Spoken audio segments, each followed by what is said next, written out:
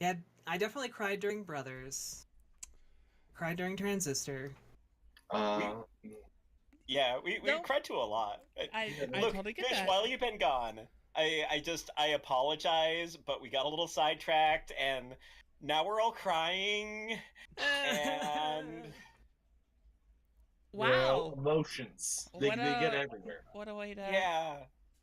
Oh gosh, what did I come back to, guys? Jeez, I leave you alone for 10 minutes.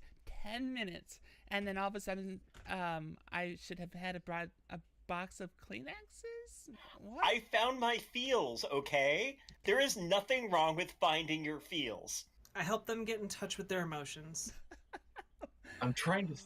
The thing is, for me, it's to get me to cry for something. So now I feel bad. I feel like I should have something that actually made me cry. Assassin's Creed 4. That one ended really did make me sad because Mary deserved so much better, both in real life and in the fiction. Mm. That Well, one. oh gosh, right. Well, everyone, with that being said, I guess welcome to the Newbcast podcast for the 24th of March, 2019. Gosh. Hey, at the very least, no diddly. No diddlies this time. I'm pretty happy with that. Wait, there was Diddley? What? There's usually. Don't worry, it'll come at the end. I'm It sure will it'll be return. there. Oh, I'm very worried now. This It's vaguely discomforting the first time, but afterwards you kind of become accustomed to it, and if you're not careful, you may start diddling too. Oh gosh. Okay. Good to know. hashtag lewd. Diddling is infectious. Wow.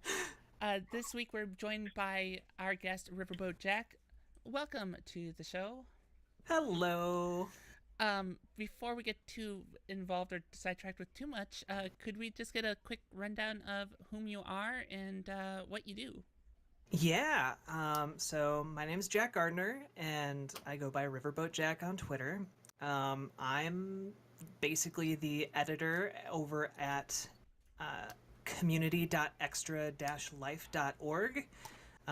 That's the community side of Extra Life, which is a wonderful charity that helps sick and injured kids. It's part of Children's Miracle Network hospitals, and basically people fundraise by playing games, and they can choose which hospital they want to raise money for, and everything that they raise goes directly to that hospital. It's pretty fantastic and video game related. So I've also freelanced all across the industry for a variety of different magazines and websites and all that jazz.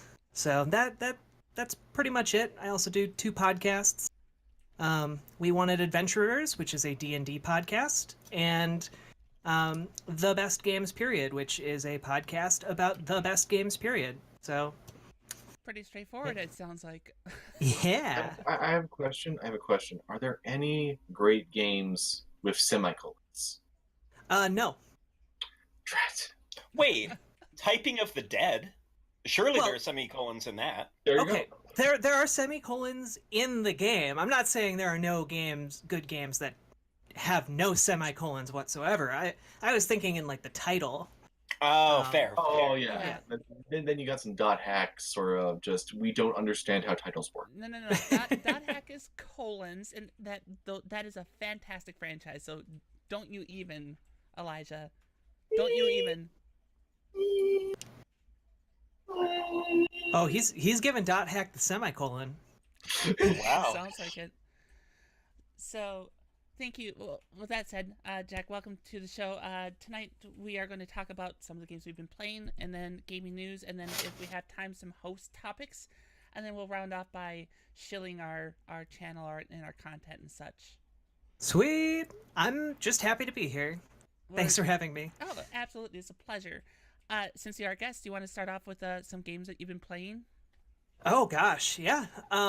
So I have been playing a good deal of Sekiro, Shadows Die Twice, which I'm digging it.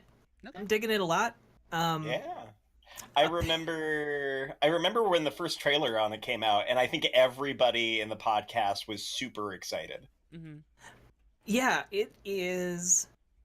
It's definitely a departure from anything I think people expected from a From Software game after the Dark Souls and your Bloodborns and all of that jazz. And I think that is causing a lot of people to be very split on whether or not they like it. I'm definitely seeing a lot of people talking about how it wasn't what they expected and they don't really like it all that much and the combat is too hard. And I think a lot of that comes from not having expectations adjusted for this specific game. I don't know. Is anyone else playing this? I haven't yet, but so it's been well documented on this podcast that my track record with Dark Souls isn't exactly great. What does that mean? You're the bastion of patience. You totally could get through that. Please tell me later when we put this on iTunes, there'll actually just be a montage of, nope, not playing that game. I spent 10 minutes and couldn't do it anymore. And the other wonderful experiences. That's it. I mean, I've certainly watched other streamers that have been playing it, and it looks like a fantastic game. Just it's the I'm stuck as a viewer at this point. As much as From Software does a great job on games, speaking directly based on like review scores and whatnot, it just I haven't. What about Elijah? It seems like your type of game. It seems like you like that type of punishment. You're going to hate me here. I beat the first boss when I first tried Dark Souls using keyboard and mouse controls without dying. Yeah, I knew that was the response of the guy who let me play on his computer. He was like, "You are freaking kidding me!" Yes, because I love games that are mechanically deep but still reward action reflexes. This is why I love Dead Space and the Evil Within series and Dark Souls. It's why. But the thing is, if you want to get me to play, because as Sekiro looks nice and everything. My main issue with getting into the Dark Souls series is the same issue with getting into a lot of JRPGs, is that it's a deep time investment. Give me something that's like 40 to 50 hours instead of 100 or so, and make it play like Dead Space. I will buy that day one. Sure. I will go out and get that day one. But I will say that Dark Souls, I totally get the appeal, and I understand why people really appreciate it. I also see why people tend to bounce off of it, because the way you expect it to play is very different than how it is. It is a very survival horror-esque thing of demanding a certain amount of attention and preparation. It's the sort of thing you'd have to do in a strategy experience, but it's compacted into an action-packed moment. And for some people, it's just not going to click. It's the same sort of issue that happens with fighting games. So I enjoy them. Every time I've played a Souls game, it's been like, this is fun. I don't have the time to play it all, but this is fun, and it's also fun in co-op. But just I would say that basically the biggest issue with the series has always been just that initial curve of getting into it. That really you have to just get people past like the first 5 or so hours, and then once you get past that, then it really clicks in, which is a challenge for several games. Wait. Just like a JRPG?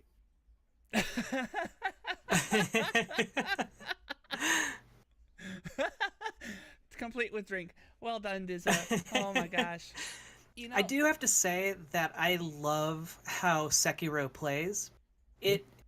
I've always been a big fan of like Akira Kurosawa films and like the Seven Samurai and stuff like that. Mm-hmm. And this very much plays into that sort of combat where you aren't going to get like a 10-minute long fight between two samurai. It's a tough as nails fight, and if someone screws up, they're dead. And that's kind of the philosophy for a lot of the fights in Sekiro so far. It's very demanding of like when you block that you actually get that block right. Mm-hmm. Otherwise you die very quickly, and I understand that for a lot of people that repeated dying is very frustrating. But I think I don't know. There's just something about it that viscerally appeals to me, and specifically because of my love of those samurai movies. Even though this is technically about a shinobi, which is not a samurai, but that's different. Whatever. Same sort of ideology, maybe here. That might not be the right word either, but I think you guys understand what I mean. Question: It's in the same vein, yeah.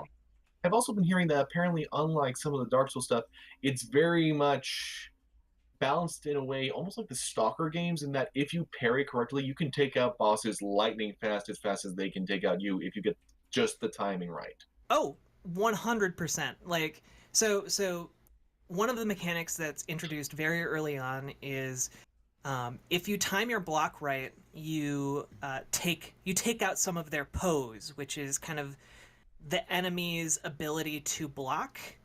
And once the enemy loses all of their pose, you can just lethally kill them. And a lot of enemies you can just sneak up on and get an insta kill on them. But there are some that have like you have to get 2 insta kill moves on them basically. So even if you use stealth, you'll have to actually fight them. And for bosses, that means that when they attack, you can parry that. You can parry pretty much all. I'm not going to say all boss attacks, but quite a few of them. And once you do, and you get the timing of it down, there's increasing damage to their pose done for every subsequent parry that you do. So if they have like a chain attack of like 4 or 5 attacks and you parry all of them, you can just carve through enemies. I'm really looking forward to seeing when speedruns of this game come out and seeing people make the combat system in this look absolutely beautiful. It's gonna be gorgeous. That'll be quite. So I guess with that endorsement and the changes that you're talking about, maybe it's worth giving it another go. And it's the fact that it's not a Dark Souls game, right? So it is faster. I've seen friends playing it, and it is a much faster paced thing. It almost seems like it took a few small notes from the Ninja Gaiden series, which is something I never thought I'd see. I will just say this real quick: if anyone, by random chance from FromSoft, is watching, please, Armored Core 6. Please. Yes, please. We're begging you. I mean, I just finally got into the series, and I played the first one on my Vita. I played the 5th one on my 360, and both of them hold up. Very few series can do that. I am amazed. Vita.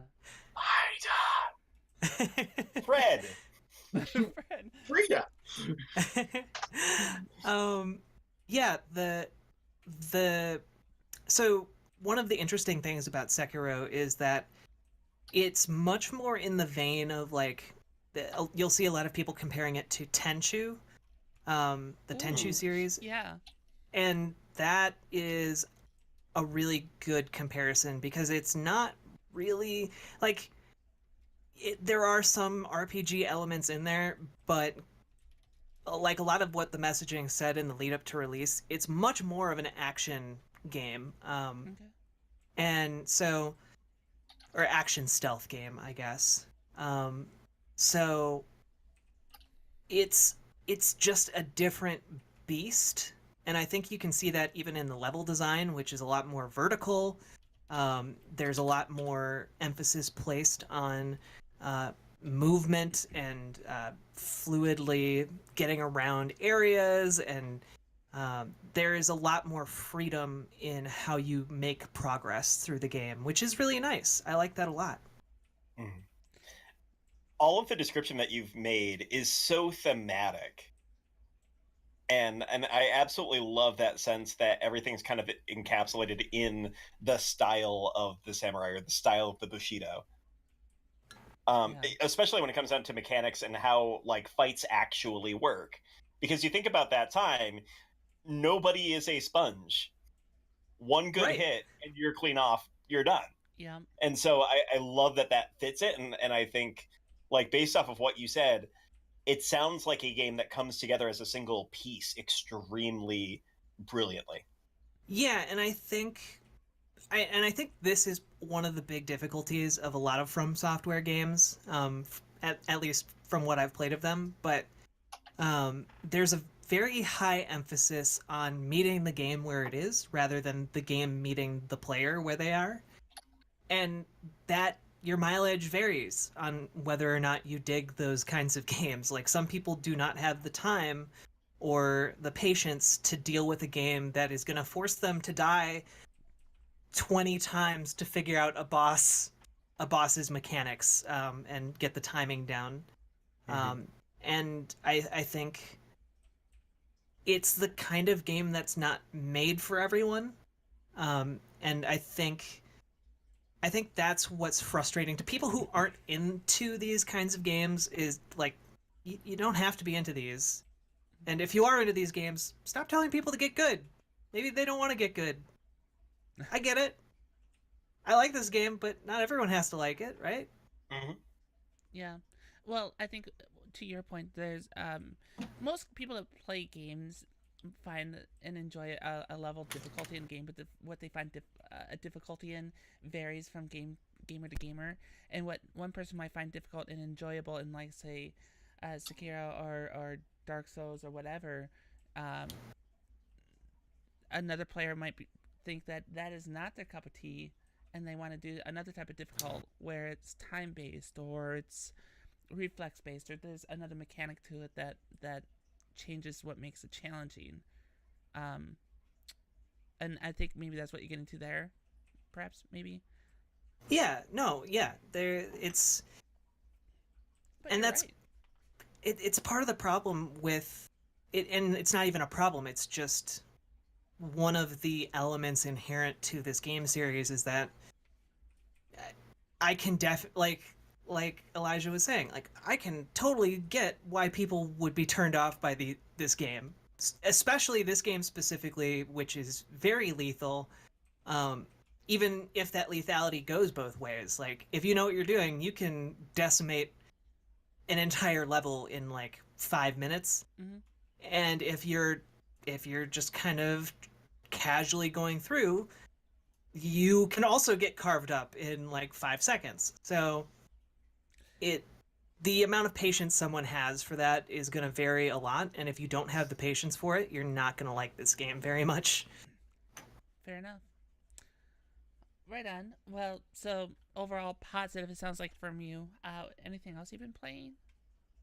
I was playing Wargroove, but I ran into a glitch and can't launch the game anymore, so I'm not playing Wargroove anymore. And I played. I got back into Civilization 5. Oh, okay. Ooh. Yeah. Because I have put so much time into that game. It's criminal. And I have just started working through and trying to get the remaining achievements for winning with different leaders or whatever. Mm-hmm. It's just very relaxing in a way that a lot of games don't let me relax, I guess. Oh yeah, I completely understand. I had the same deal with Endless Legends, actually. Yeah. And like maybe a more modern game that I do the same thing with is Stellaris. So, Oh, sure. yeah, I really dig these types of slow burn tactical games. They're very relaxing once you know the mechanics and kind of what you're doing. Yeah. I recall a memory of Civilization 5, and I remember God, this is 7 years ago, so it was a while ago. But I distinctly remember having controlled all of the world except for this one country, and had surrounded it with like military force, and I bombed the hell out of it, and it still wouldn't submit. And I'm like, what do I have to do to beat these people? They've been decimated. Yeah, They will never yield. they wouldn't. I think you remember that. I think there's a morning where you got up at like 6:30 in the morning, and you came out. And you're like, you're still out here. I'm like, yeah, look. I'm just trying to win this one more. Just trying to win this last country over. That's all I'm trying to do.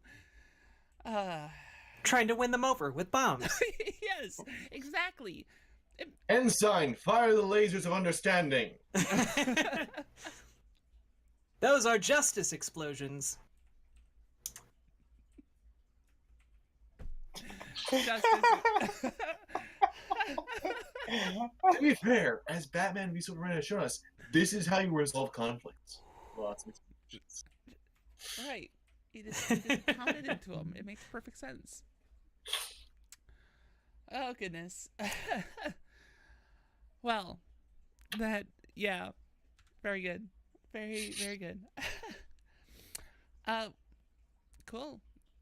I'm guessing that's everything then, because I'm sure Civ 5 took up the rest of your time. So. I mean, I've been a little bit all over the place, doing a little bits and pieces here and there for my Best Games Period podcast. We just did an episode on Slime Rancher, so I dove into that game. It was a very slimy experience, and yeah, that was a joke. So funny. It was If my stream deck was not set up for the podcast right now, you would have gotten an actual rim shot for that. Just out there. Yeah. Not the well-oiled machine that you were planning on quite yet on the new system. We're trying every pun we can get. You're Gosh. You're done. Yeah, so Slime Rancher was a thing that I played, and it's good. You should check it out. Highly recommend. And also Dark Souls 3, because I was playing that in preparation of Sekiro to kind of have something to compare it to. And also, speaking of games that made you cry, I definitely cried at the end of the Ringed City DLC for Dark Souls 3, because I'm a big sucker for thematic relevance. I like how that's said very carefully. Yeah. I mean, I don't. Does anyone care if I talk about the end of Dark Souls 3? Or, I mean, I don't know. We should probably put a spoilers tag up if we do so. One sec. I'm up for it. I know very little about the lore, so I'll just be nodding. There you go. Okay. Spoiler. I mean, Okay. if it's something no one cares about, I'm very happy to shut up and move on to something else. No, go for it. Please, spoil away. Okay. Am I good to spoil? Yep. Spoiler The tags alert up. is on. Okay. Yeah. Basically, the ending of Dark Souls 3, the Ringed City DLC, it's the last piece of DLC, supposedly the last chunk of Dark Souls that we're ever going to get, which I don't believe, but, you know, right now, that's true. And the entire DLC story for this game relates to this slave knight named Gale, and he's basically trying to procure this special pigment that will allow his ward, who's this weird small princess lady who lives in a painting, to paint a new world. And in order to get that pigment, he needs to get the Dark Soul, which is like the amalgamation of all human souls into one soul. Mm-hmm. And throughout the DLC, you're kind of following in his footsteps and figuring out kind of like what this character has been doing, and go through these different places that are really cool. Like the Ringed City DLC for Dark Souls 3 is like some of the best Dark Souls has to offer. It's just cool and creepy and interesting and all that good stuff.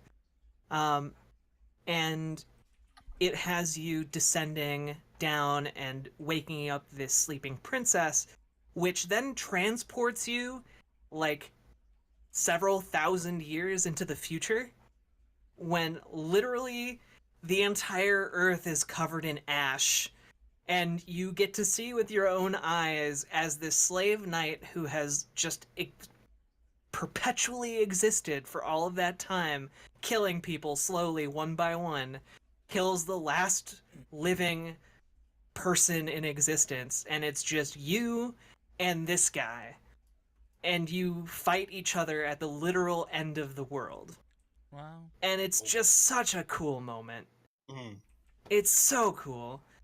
And you get to see that this is basically the culmination of this character's entire long life of trying to create something new. And it's just it's such a beautiful metaphor for artistic creation and expression, and how much effort and love and almost fanatical devotion it takes to make something truly creative and new.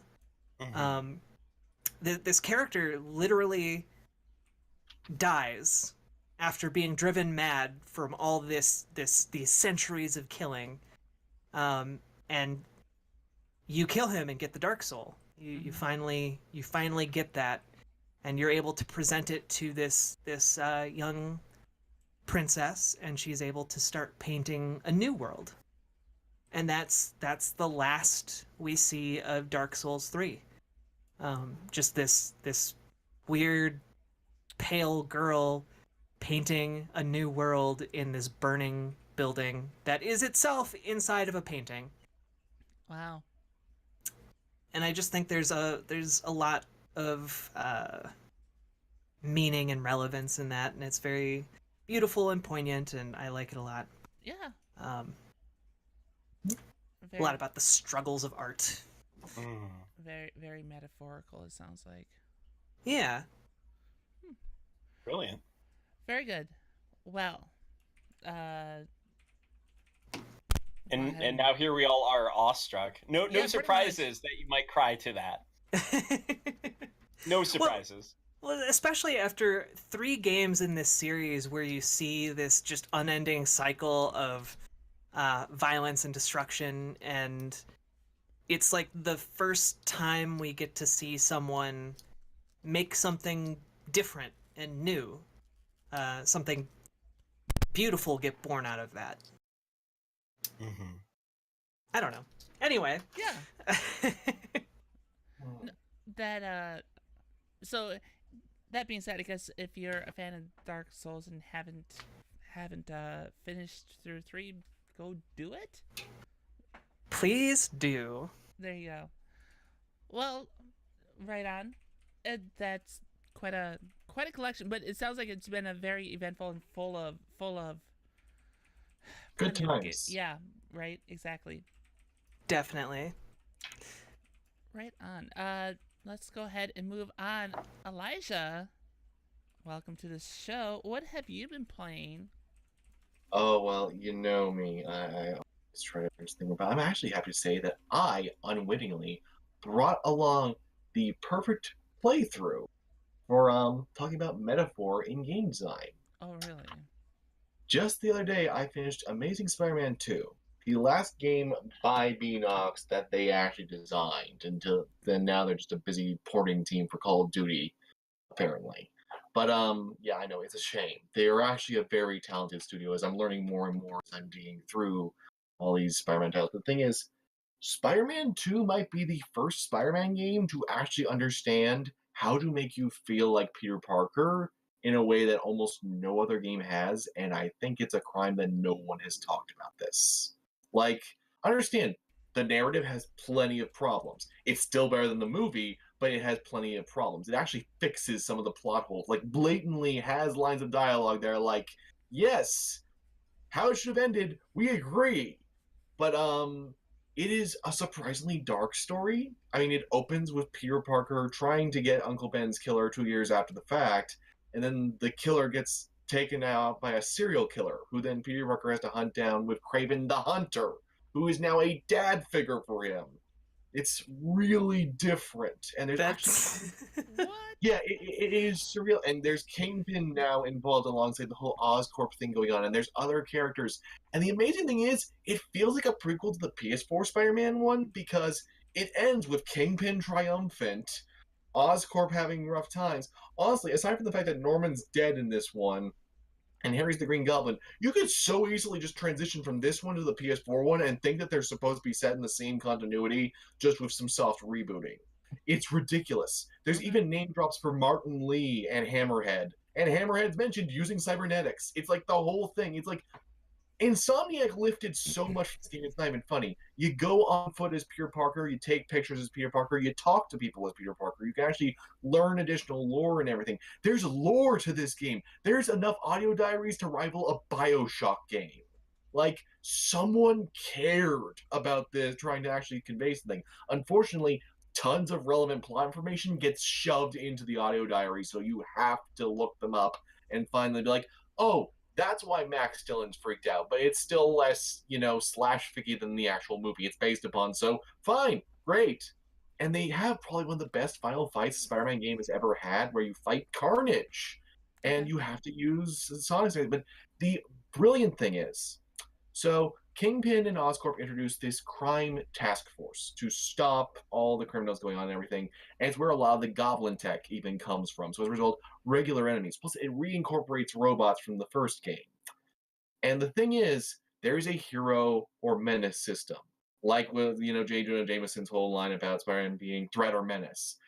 If you are constantly keeping the city safe, you actually can raise your heroism meter. You can get slight buffs to the stats from your various suits, and the crime force won't bother you.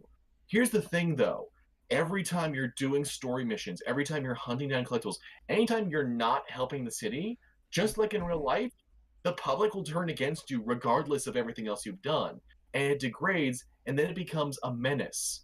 And then the higher your menace level, the harder things become. Hmm. You get a slight debuff, and then the task force starts hunting you down. At the highest level, they have energy field that will block you from swinging between skyscrapers. They have drones that will hunt you down. And the thing is, it's fun to fight them. It's actually a really neat system. They even came up with a neat light metal riff on the game's main theme for when you're in the menace category. And you can undo it. And the different crimes you do can vary. Like, if you're just doing petty crimes, you're barely moving your meter up. You stop a whole shootout, big public sway back towards your position, but it's always shifting because you're just one guy. You can't stop it all. You can't permanently make things be perfect. That is such a Peter Parker thing. That is so much what is central to the character, is that you're always struggling to do the right thing. And even the plot, it basically is everyone trying to say that Peter needs to kill, that he needs to give in to that and just, go Punisher, and him continually arguing, no, that's not what he is. And it ends up ending with a story, and also this heavy emphasis on Uncle Ben that seems really weird for them to be going on about 2 years after the fact. But the thing is, it actually has narrative payoff. Remarkably, with Stan Lee in not a cameo, he's an actual character in this game. He is like more than one person, what? and it's tastefully done. He's actually one of the better characters, and his ending thesis of the whole thing, because as I said, the story's not great, so not really big spoiler here, but his argument is it's not to obsess about Uncle Ben or anyone else that died, obsessing about the way they died. It's remembering how they lived, to honor that and to be something better, regardless of if people appreciate it or not, to strive above and do something good with your life. That's actually Which a really good message. And on top of that, the gameplay is really fun. They have actually added new gadgets and possibilities. Things that you saw show up in the Insomniac game were first done here, like the sonic blasts and the different ways your weapon can work. It is remarkably way better than it has any right to be. I was told that it was worse than the first one. It does all of these things really well. I was going to say it sounds like that is even more relevant having Stanley have that point in discussion given the well, let's say his passing this year. So It's amazingly timely. It's so meaningful to have that message out there, and I'm sorry that so few people hear it because he says it so genuinely. He's not hamming it up for the camera. He is genuinely expressing this was his intention with Spider-Man to begin with, and I expected it to be really corny seeing Stan Lee talk to his own creation because that's happened in the past. Like in the '90s show, it was really goofy, Sure. but here it's like no, it works. Amazing Spider-Man 2. It's actually a surprisingly compelling thing. Like there are problems with it. Yeah, what There are the are problems? I'm curious. Like, why wasn't it well graphics received? aren't the best. The graphics, I mean, like it runs better than most 360 games, but the pop-in is noticeable less than like 100 feet away. You can see traffic spawning into existence. Dangers in the environment have to load in as you come close to them. Even the little indicator of your spider sense where collectibles are. Also, the collectibles are fun to gather because they reward you for using your parkour skills. And in one case, it's actually Metroidvania-esque in that you have to unlock a certain ability to access another type of collectible that lets you get more upgrades. They also made the stealth way better balanced, for the record. But I will also say, by making everything be way more intricate, the controls require a lot more input. It loses the accessibility that the first one had because the first one has some of the most grandiose boss fights against these giant mechs, and this time around it's way more Batman Arkham in that it's much more intimate characters. I mean, you still chase Electro around the city and everything, and there's some very awesome moments, but it's way less spectacle, way more nitty gritty. The gameplay has been improved. So the web rush ability that at the time in the first one means even if you have muscular issues, you can pretty easily play it. It's way weaker now. It does way less damage. So it's not something that you can use as much, and it's not been as scripted as much to as many abilities, which I think was the wrong call to make. But also, they clearly did make sure on the screen that you know what to do. And the added depth is a worthwhile compromise. I think that it means for way more satisfying stuff. Like you could just fight Carnage by dodging around him and bashing him like you're Batman, but also you can turn fire on. You can use Sonics against him. All of these weaknesses actually have a purpose. And it's all optional but rewarding, and you don't usually see that in a superhero brawler. So I really do love that. But once again, because things are less grandiose, it means you're noticing more like just how sometimes that white prompt that means dodge means you really need to dodge or you might need to dodge because it depends upon what sort of attack the enemy is going to whip out. Also, I will say that sometimes it gets a little old that after every side objective, they have a news reporter report on what you just did, and they have like 3 different audio lines for her for each thing at most. And it's like, yeah, it's getting really convenient that all of these petty criminals I'm stopping happen to be wanted on bigger charges. Like, at one point, plus, there are a few times where it's like, I can buy that this shootout needs to be stopped, but then there's a disturbing the peace one where it's 4 guys in a basketball court, and it's like, am I actually stopping this, or is this just some racist who called the police? It's like, that's jarring as hell. It's like, it is really ridiculous.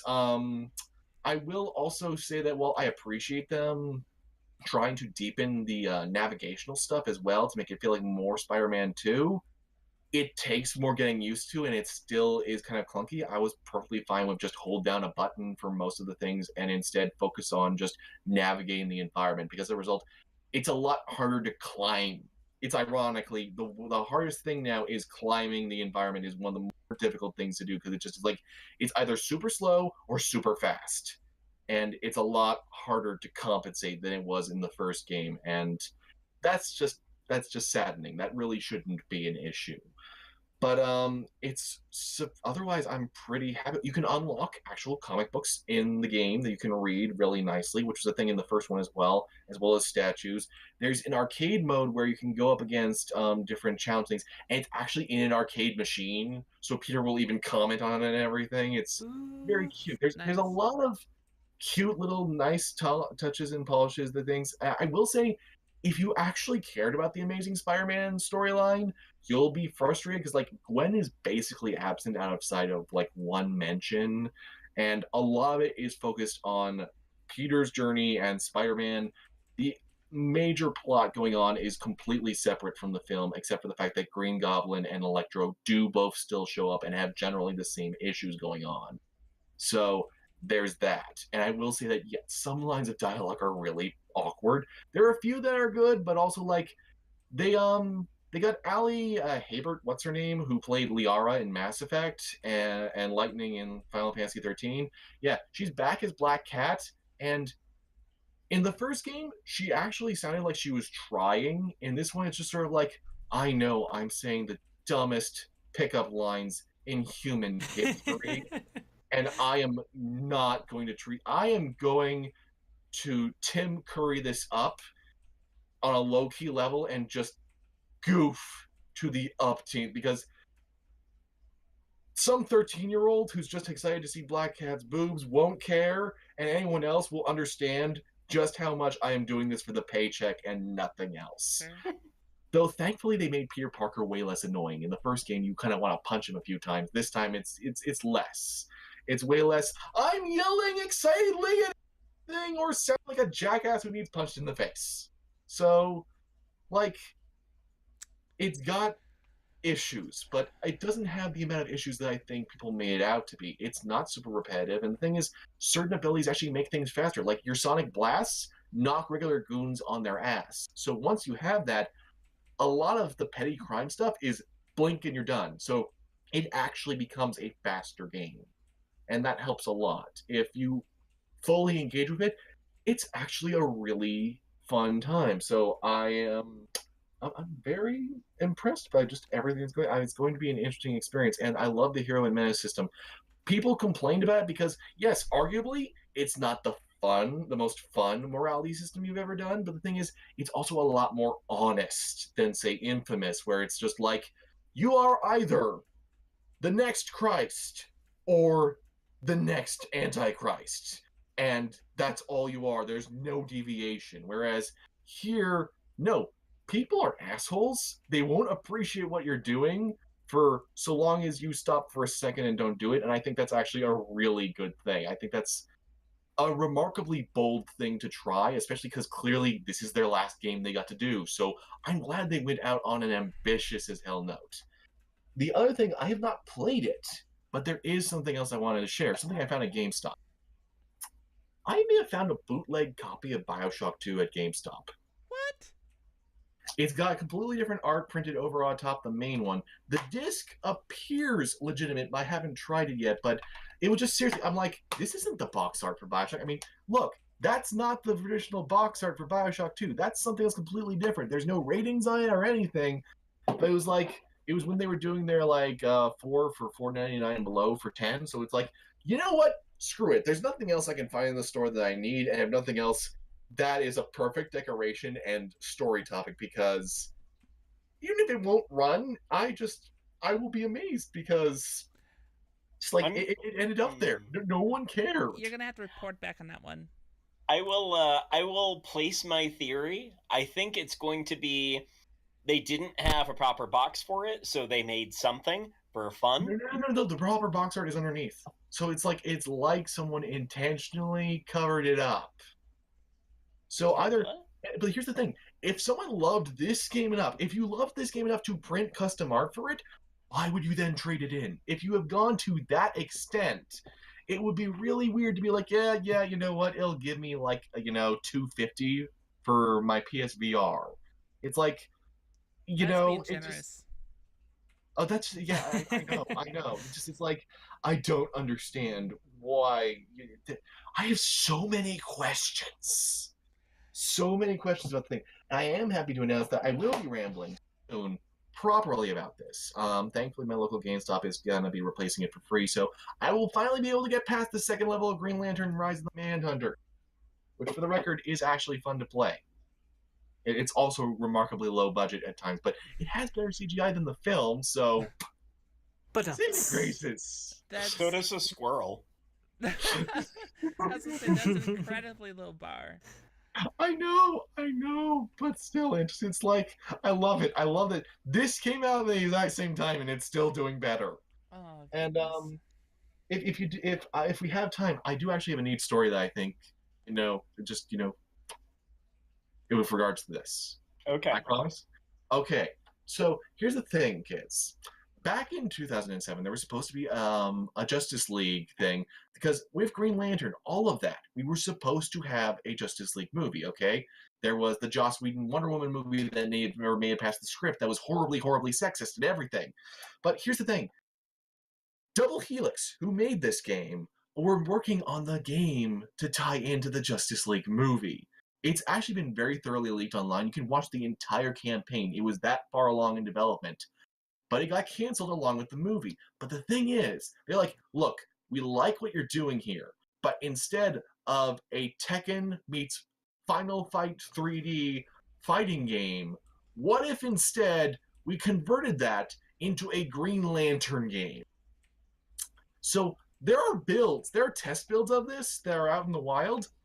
They have Themyscirans instead of Manhunters to fight and What? everything. Huh. It is nuts. This is actually a completely other game rebuilt from the ground up to be Hal Jordan's game. Like, it's amazing how long a journey this game is at. And nobody knew this for years, but then when finally a dev kit with the Justice League game came out, it was like, wait, this is Double Helix, and wait, there's stuff for Green. There are and the amazing thing is, out of so many games, Green Lantern Rise of the Manhunter is some of the most leaked development content. You can see gray boxed levels. You can see the parts where he was transitioning. It is insane just how well documented now this game's transition has come from one game to a completely other one in a different genre with a different starring main protagonist. It is something else.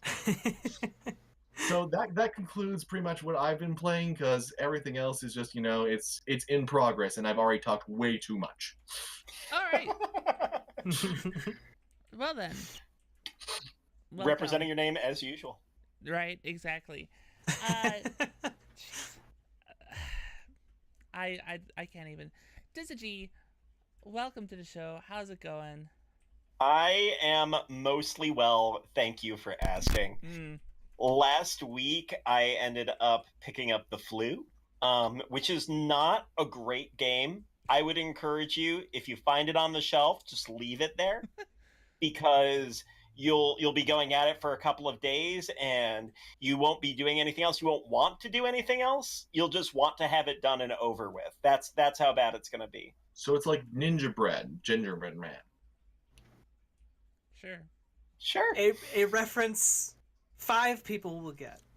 But you did, and therefore it counts. I did. It got me thinking about games that people play when they're very sick. And for me, I cannot do anything that has a time element to it at that point. So I did take some time and enjoy Slay the Spire, which you can do at whatever pace you want. As it turns out, apparently you make very good progression while you are sick playing Slay the Spire. Interesting. So that was enjoyable. Let's see. We've been playing Mass Effect on stream. Started that up proper. You have been, yes. How are you enjoying Mass Effect so far? So far, so good. It is a little bit of an unfortunate story about ports, because the version that I am playing does not play very well with OBS whatsoever. As a streamer, that's frustrating. But even separate from that, the computer that I have should be able to handle that game at a frame rate well beyond what it will allow me to do, whether or not I am streaming. I wanted to mention, I forgot to mention this during your stream. I do want to point out the people that ported it to PC also had a hand in Aliens Colonial Marines. So, I mean, that should give you some perspective. Demiurge, they handled the port, whereas the other ones going forward were handled by BioWare internally. See, I imagine... You notice a sudden difference. I imagine that Dizzy was hoping there was actually alcohol in that last shot, because that probably explains a few things, right? Yeah, there's absolutely nothing left anyways, so no luck there. But yeah, despite having ridiculously low frame rates, it really has been a fun experience in the Citadel so far. And it does get me interested in playing the series full out. Like, I think this is something that I'm going to play like Persona, and just Tuesdays and Thursdays are going to be it, or I might even choose a different day. As it turns out, one of the other things that has happened in the last couple of weeks is I have finally decided to give RuPaul's Drag Race a try, and I'm sorry. Disappoint. No, it's interesting to hear you say that about Mass Effect. I know that. Gosh, I remember that during the stream I was watching you play, and I'd made a reference like, oh yeah, he's further along than I'd made it. I made the reference. You're like, I don't know what you're talking about. And one of the things I think that you really need to listen and experience though is the fact that FemShep and the voice acting that Jennifer Hale does for FemShep is far superior to male Shep. Yeah, we're seeing that in the chat too. Yeah. I'm not even going to disagree with you. I really don't disagree with you. I just wanted to play male Shep. You want at least for that first one. You want to snog Caden, and that is your goal. Maybe. I don't know. There's a lot of stuff that's going to happen between now and then. Who knows what'll happen? I do have to say that I've played through the entire Mass Effect series at least 5 or 6 times. And I have only ever played as male Shepard. But I haven't played... I've been specifically not playing it or replaying it for like the past 5 years in the hopes that they're going to put out a remaster so I can like have a clean palette so I can play through as FemShep. They don't... I'm not playing a remaster, but I should point out they've now finally bundled the DLC and put it on sale on Origin. So, like, basically imagine that the PC version is a remaster and apply lots of graphics mods. Then you've done it yourself. Do they have graphics mods? Oh my gosh, there's a surprising amount of mods. I was telling Dissa about this actually. There's an intense amount of even like gameplay mods for 2 and 3, and all of them have graphics mods. There are mods that make Mass Effect 1 have like 4K resolution textures and everything. The BioWare fanbase like their games to be pretty. I was under the impression that like Mass Effect 1 in particular was built from the ground up to be very hard to mod. Modders. Did they just get around that? They find a way. Last time people are modding Frostbite games at this point. Yeah. True. I mean, I guess Right. just last time I checked, there weren't any mods for visuals, but that was probably again like 6 years ago. Yeah. Mm-hmm. Yeah, between that and Dragon Age, there are so many mods for BioWare games that wouldn't surprise me. What Elijah was saying, that you could easily find the mods that you want for Mass Effect, and just give it a clean go. Yeah, Go ham. I'll have to. Yeah, when I have 120 hours, just sitting there. Still shorter than Persona 5. I found 140 for Persona 5. You'll be fine. You'll be fine. Only. I mean, I could have gone longer. There were other things. We did not complete the Confidants for everyone. I'm sure I could play it again and fix that. Save it for Royal. Right. That is surprisingly fair. Let's see, what else? What else have I been playing? I mean, mostly when I was sick, I didn't play much of anything. I was just that out of it, and that's how awful it is when you have the flu. But let's see, I did pick up Division 2. Which can I just... I want to make the comparison here. I'm not going to lie. I kind of want to play Division 2 as well. So I'm not going to... no judgment here. I want to join you on this. I'm not going to lie. I kind of do. And I am awful at shooters, and I am enjoying it a decent bit, despite being respawned way too many times. I find myself enjoying it in the same way that I enjoyed Fallout, which is being able to roleplay in a real-world place. And I find myself comparing it to Fallout 4 and Boston specifically all the time. That representation of how realistic do we want this world to be, and where do we take our creative decisions and say, as a matter of playing this game, as a matter of enjoying this, it doesn't make sense for us to represent reality perfectly. If you've played Fallout 4, do you happen to have the WRVR third-party DLC? No, I do not. You should get that. Do it. Just do it.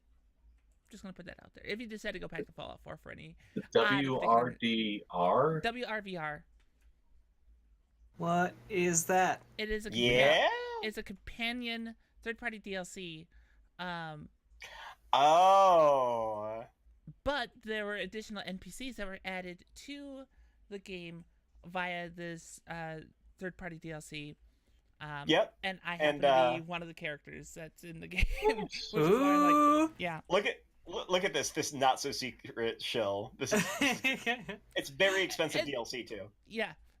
$0, absolutely. It's a ton of money. I mean, no. Because I have a story about that. Like, I remember being at work, and this guy was talking about how he just moved back into his house after having renovations because of a water issue. Hadn't had his internet back, so he was talking about playing Fallout 4. I'm like, oh yeah, Fallout 4, yep, mm-hmm. And he was like, yeah. Then I was playing, and all of a sudden I heard a voice. I'm like, well, there are several voices, okay. And he's like, I swore it was you. Then you had said something, and I was like, yes, that is absolutely Michelle. And it's like, oh, by the way, I was in some third-party DLC, so yes, that was probably me that you heard. Yep. You can so cool. You can hear me walking around Diamond cool. City talking about Casey Kasem. Okay. As one should. Yes. Yeah, just a representation of different things. I have a strange interest in public transit. Like, I should probably be looked at for help because of it.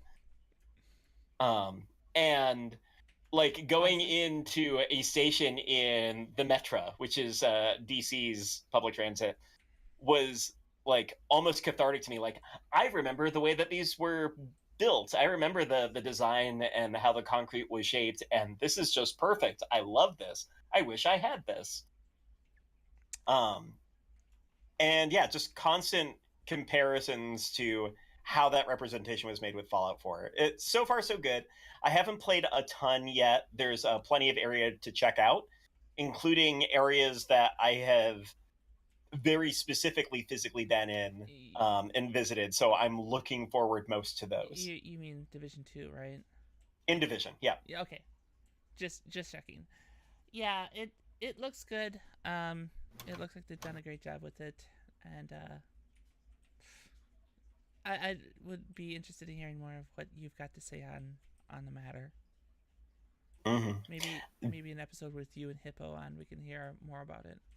Yeah, it's a little early to give full conclusions, but so far very promising. Okay, cool. Anything else you've been playing? I've been watching a lot of Dragon Quest XI. I know it feels weird for me not to say something about a JRPG, so I'll say that much. I have a question. Yes. How does one watch Dragon Quest? Because I never knew the series be known for its stories. So are you just really enjoying watching that turn-based combat? I mean, it is a fairly interesting story. Like, I think that you should give it more credit than you probably give most JRPGs. I know that I don't fully know. It's just like I've never heard Dragon Quest spoken of for its story, so I'm really curious. Yeah, there's a good amount of character development, and it's usually built out that way. Like, any of the story that is out there is, hey, let's talk about this character and how they've come to be and how they've perhaps changed, or how the world has changed around them. And there are some very strong moments of that in Dragon Quest, and Dragon Quest XI in particular. Okay. Also, and I hope this isn't too spoilerific, especially because Avengers 4 is coming out shortly. But the game definitely has an Avengers 3 moment, and it's delicious, and I love it. Okay. All I've right. never heard Avengers 3 described as delicious, so now I was so happy. I was so happy at the end of Avengers 3 because I heard so many crybabies out there like, how can you do this? I think I know for which character that you're saying that, and in which case, I agree. I agree. Oh, it was so wonderful. It was so Wow. wonderful, and there needs to be, I think there need to be more situations where a villain gets exactly what they want, and it is a total failure, and you deal with the after effects of it. Yes, we need change. The movies are not comics. There should be genuine consequence, and we should see characters evolving. It can't just be events. It needs to be, okay, this happened. Let's see what goes from there. Yes, yes, yes, yes, yes. Exactly. So, in that sense, that's where I find myself really enjoying Dragon Quest XI. Okay. And yeah, not to go too far down that rabbit hole because I haven't actually played it. I think that it's pretty solid. And the game mechanics lend to that story well enough where I think it's overall it looks like something I need to play. Report back then once you have, and yeah. I have one question. So, Yes. Dragon Quest has always been one of those JRPG series that is squarely in my blind spot. Is there any connective tissue between the games, or is it kind of like Final Fantasy where there are, they're each their own thing, except obviously maybe, I don't know, maybe I would assume each of them involves a quest for a dragon of some kind. No, not really. Then why is it called Dragon Quest? Is it just one of those gaming things? Yeah. So, full disclosure, I have not completely open to close played through a Dragon Quest. Okay. I've definitely gone through a couple of them, and I'm playing Dragon Quest Builders right now, which 100% does not count. But I do not know how referential it is to other games in the series. But I don't think it's so heavy to the point where, like, you have to go into one knowing what happened beforehand. It is probably, like, as light of a reference as, like Chocobos or Sid is to Final Fantasy. Interesting and curious, but not necessary. I think it's been pointed out that there is a connection between some of them, but the connections are convoluted at best. Yeah, okay. You can definitely go in independently, take a later one, and not feel guilty about it. There you go. Okay. All right. Okay. And is that everything then, Dizza? That's all I got. Cool.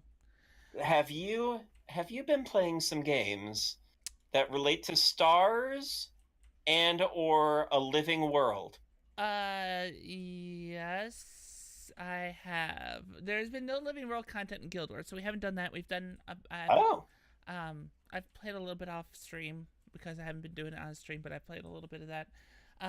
More Elite Dangerous because stars and stars. I'm trying to get away from the galactic butthole. I'm trying to get back to the bubble, and that's what I've been working on lately. What is wrong with the galactic butthole? I am just saying. It's a supermassive black hole. And?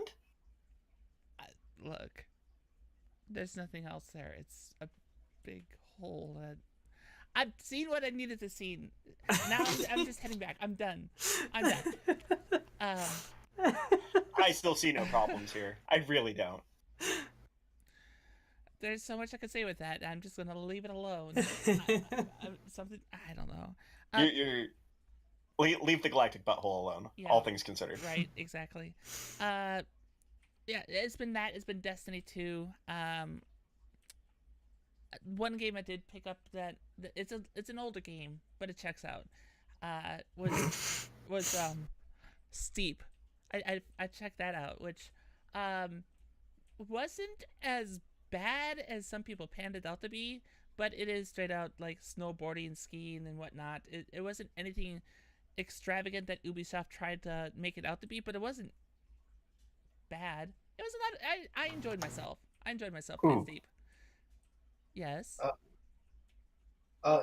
Nelson's also been playing it, and Yeah. he's describing there's some rather odd quests later on. One even involving aliens, as I understand it. I haven't made it that far. I've literally done like the flying suit. I've done some snowboarding and skiing.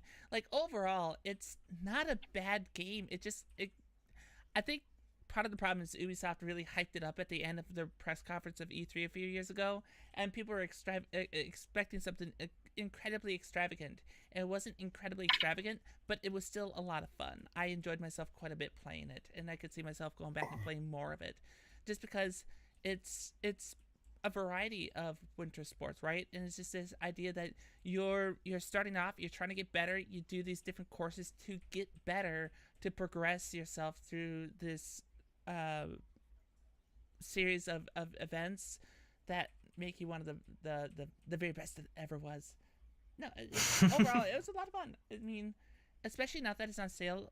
Like right now, as of recording this, if you had to go to Steam right now, you can get it for $8. $8. So here I think is the real question. Should I consider it a game that would possibly overthrow the best snowboarding game ever known, Snowboard Kids 2? I wanted that there just to reiterate just how out of a question that is. No, look, it was a really good game. I think if you go in, one of the things you want to keep in mind is that it doesn't go like overboard. Like if you played like Cool Borders or 1080 or anything where you could do like a 1080 in the air, like that's not happening unless you hit some serious air. But you're gonna fall flat on your face as soon as you hit the ground. But you could still do a lot of tricks at like ollies and whatnot. It was enjoyable. It's on sale right now. The price you can't go wrong with, and there's plenty of hours of entertainment that can be provided to you by that game. Yeah, it sounds like it's designed to be a lot more realistic, and realism in that scenario is something worth embracing. Do I have that about right? More realistic than Cool Borders. How's that? I mean, I'm pretty sure Popeye the Sailor Man is more realistic than Cool Borders too. The best game ever. I was gonna say like it's upgraded. It brings it down from Cool Borders. I wouldn't say it's realistic overall though. Like it just versus other snowboard games, it is more realistic than other snowboard games. It is not realistic by any means of like how actual physics work. How's that? So kind of like that SSX for 7th gen, one that EA kind of put out. More so, I think like with SSX though, you're stuck with just snowboarding, right? Whereas this has more than just snowboarding. Like there's flying suit courses. There are parachute courses. There are skiing courses. There are a variety. There's a variety of things to do. It's not one type of winter sport. And that what makes that in itself makes it stand out a little bit, because about the only other thing that you find where it has multiple winter sports in it is some type of licensed Olympics game, which of course is comparable to a dumpster fire. This is not that. This is actually more fun than that, and especially for the price, you cannot go wrong. Really for $8, $8, I would become a flying squirrel in a suit and fly, no question, down a mountain like that. That does sound cool, I must admit. If you were to do that, could I just call you Rocky then? Oh my gosh, absolutely. Okay. Who's Bullwinkle then? Who would be Moose? We have Hippo that could be Moose. Oh yes, he was born to be Moose. He was born to be Moose. Oh my gosh, I see Boris and Natasha now too. Oh, yes. You must get Moose and Squirrel. Oh gosh, that was a brilliant tie-in. But that's about it. Besides like more Diablo 1 and whatnot. So that's nice. Yeah. because for some reason I like to punish myself that way. Right. Hey, that's what speedrunners do on games all the time, you know? If a game is easy enough, what you do is you make it more difficult by making it go faster. Right. Let's go faster. Let's go faster. Or something. Shall we go ahead and dive into some of the headlines that we've got? Wait, we have news? Yes. What? Yeah, right. Apparently, one of the first things that is up is Epic. Epic shows up a few times tonight, but there's something about games. Lots and lots of games. Yeah. Where to begin with that? Well, if you have any interest in Quantic stuff, that's coming. There's that. There's Control. There's. I'm trying to think of what else is on my mind. You had mentioned a lot of ports. You mentioned a lot of ports, a development roadmap, and Ubisoft. Yeah, that Ubisoft was the most surprising thing. Apparently, the Division 2 has done very well for them on the Epic Store. So, they're intending to bring their backlog as free games. So, like, a bunch of older Ubisoft stuff is going to show, and that could mean anything. It could mean, Driver Cisco type stuff, or it could mean stuff like Assassin's Creed, because they gave away Assassin's Creed 4 at one point for free on Uplay, just to try to get people going. So, it's anyone's game what might actually be free, and this is on top of them already getting some really good indies. They got Thimbleweed, Oxenfree, actually Slime Ranchers. I think it's there now. It just came or just was there. It was just the free one. It was a few days ago that it moved on to another game. But yes, it was one of the free titles. Another slick move. I was just saying it's another slick move. Metro Exodus apparently did 2.5 times more sales on PC than Last Light did on Steam. So, now, bearing in mind, that's probably, I'm fully believing that some of that includes whatever sales they got for when they were getting pre-orders for on Steam, but still, that's the better price margin has got to be a factor there for them, which good for 4A, if nothing else, because they're a good studio. They deserve a better shot at things. Also... I was going to say, can I be honest about that, though? I honestly think that one of the biggest things is that Last Light did so well that people were ready to buy into the new Metro. I don't think it has anything to do with Epic at all. They just happen to be by the way, this happened on our platform. They didn't do anything that Metro couldn't have already done by themselves. I don't know about that. I mean, like, Activision makes the best World of Warcraft games.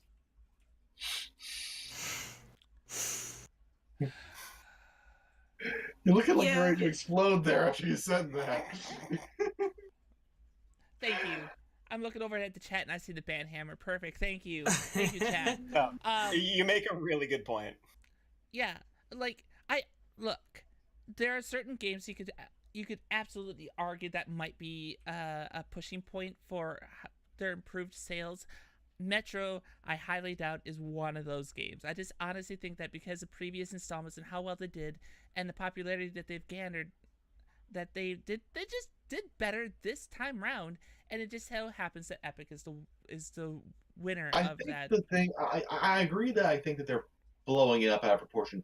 The one thing I will say though in their favor is it didn't hurt sales.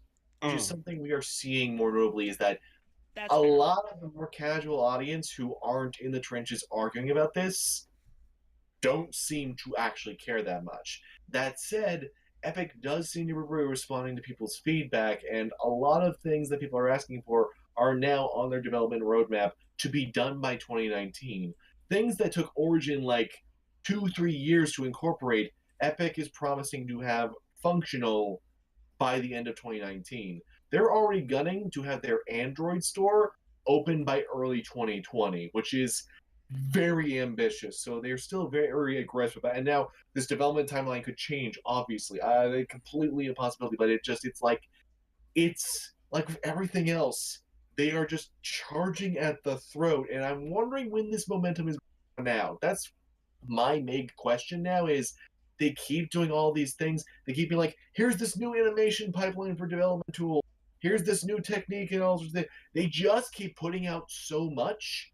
Eventually, at some point, something's going to give, and they're going to retract. You can't keep this momentum for forever. So that is, I think, going to be the moment where it's going to really say anything. But for right now, everybody's riding a hype train. They've had their first sale on the platform, like, I mean, an actual discount sale instead of just selling things. And just, it's been going over surprisingly well, and more developers seem open to have. There is now even the option to have Epic keys instead of Steam keys on Humble, which up until now you only could get Steam or Uplay keys because Origin never really plays ball with them. So it's Well, getting entrenched fast. Sorry. yeah, no, I am also I think this is definitely a situation too where um the Epic Store is actually curated and is also right now fairly small. Um, and you have a huge user base of people who have typically only used the launcher to play Fortnite. And they are suddenly being exposed to all of these new games where you know, it's very possible that there are a bunch of up and coming gamers who have never used Steam before, and they're suddenly seeing all of these free games. And so you have this big user base with Epic where, like, yeah, I definitely think Last Light was really good, and people, more people wanted to buy a sequel to that. And, but 2.5 times more is a lot, and you can see how having this ready user base that is willing to buy stuff in the Fortnite community, um, being willing to jump into this storefront. And I think, to your point, there is definitely a diminishing returns to that, where eventually they're not. It's going to be another store, and there's going to be a ton of stuff on the platform that is choking it up, and new games that release on it aren't going to get as much, front of the website views, much like Steam, where even the biggest new releases are lost in like a couple days. Mm-hmm. And so I think as more developers go to Epic Games, that's there's gonna, like you were saying, there's gonna be that critical moment where it's not the golden boy anymore. Mm-hmm. I think another thing that really contributes to Epic's success right now is kind of what Jack was alluding to, is the fact that the store is curated right now. One of the reasons that Steam was so big in its heyday was that it was a curated storefront, and Epic has seen the same perks from curating their storefront. But the results, I think, overall will be different as time goes on when it's no longer the golden boy. I don't think that the amount of feedback to like open up the store and let more people in, and if you don't get on the store, there's no success. Like, that's not going to happen like it did with Steam, 7-8 years ago. It's a whole different marketplace these days than it was just even earlier this decade.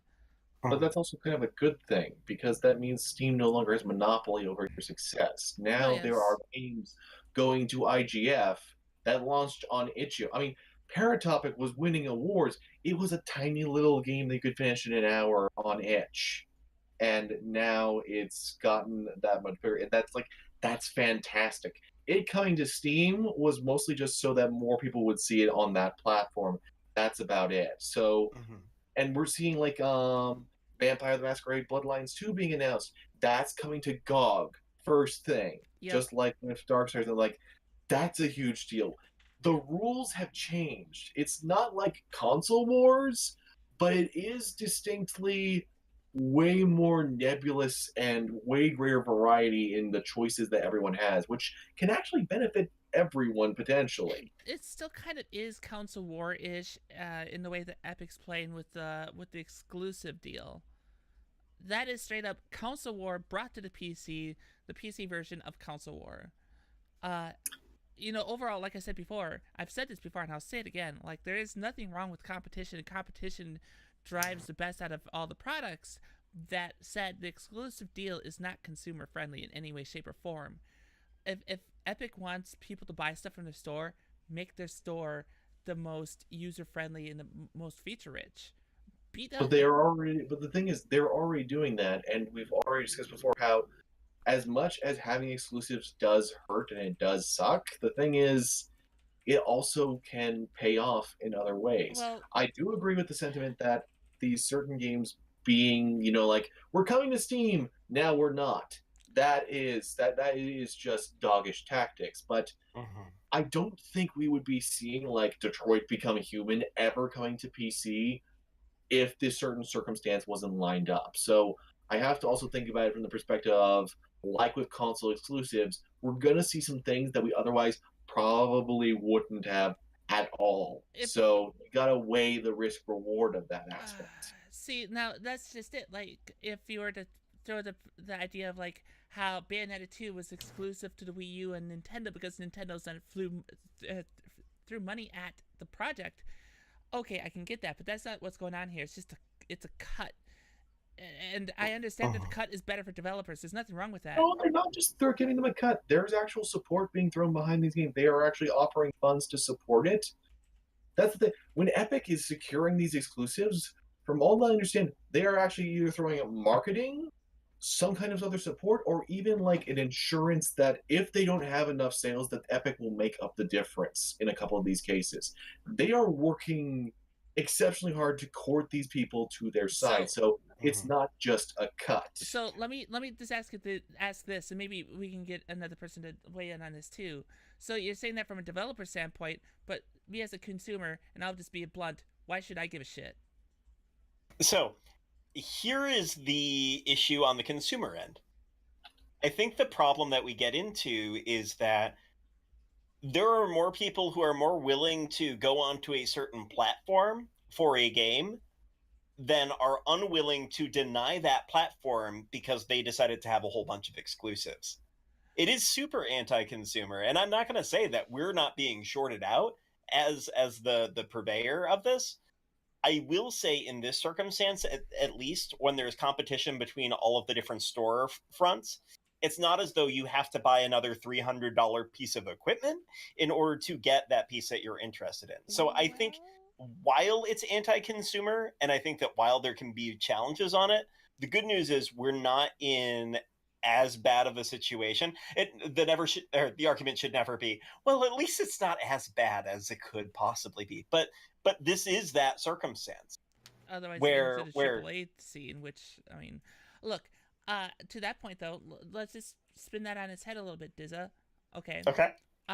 So you're talking about the equipment and whatnot. What if I'm a PC gamer that doesn't have a lot of storage space? Because my budget's tight. I have a computer that lets me play some games, but if I had to download Steam and Origin and Epic and GOG Galaxy, and if you have all these different, how are you supposed to have room for the games? How big an install are they for you? Because most of them for me are like less than a gig combined.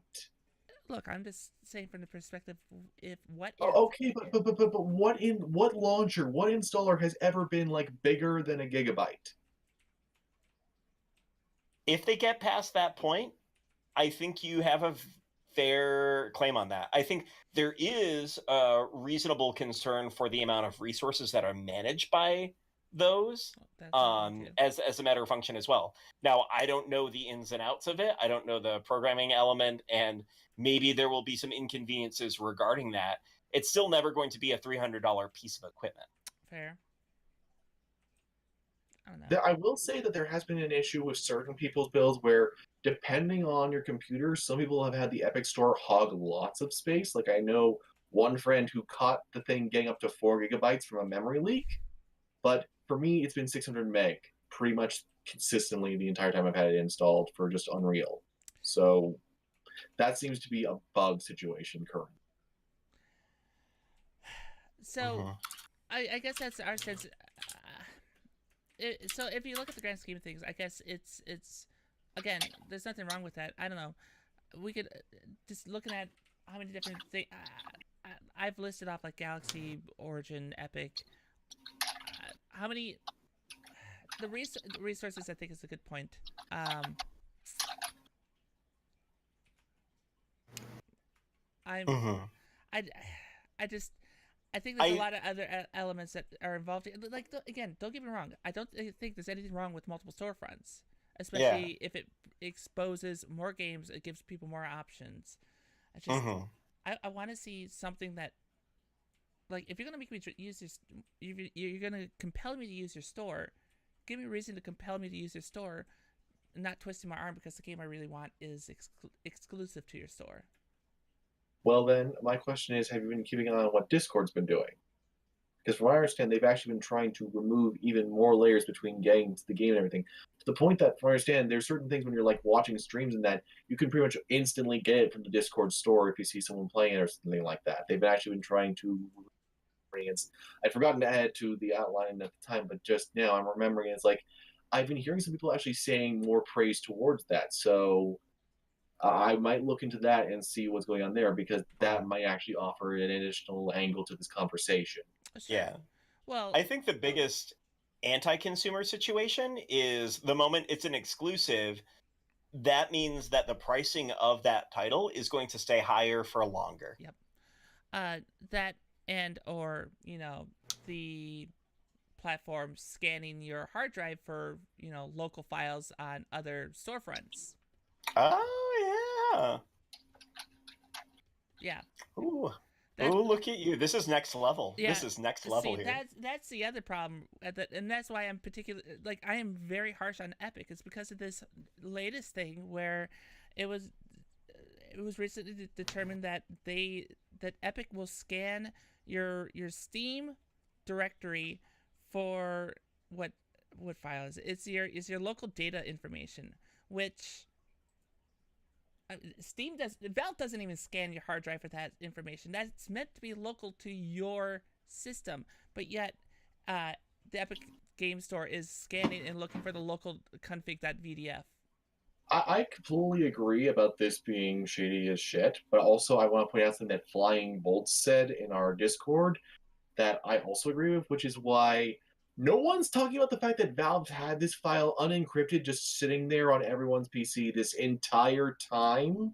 And up until now, no one's realized that they just have all of that data where they could grab it, where they could access it just as much. It's not good from any angle.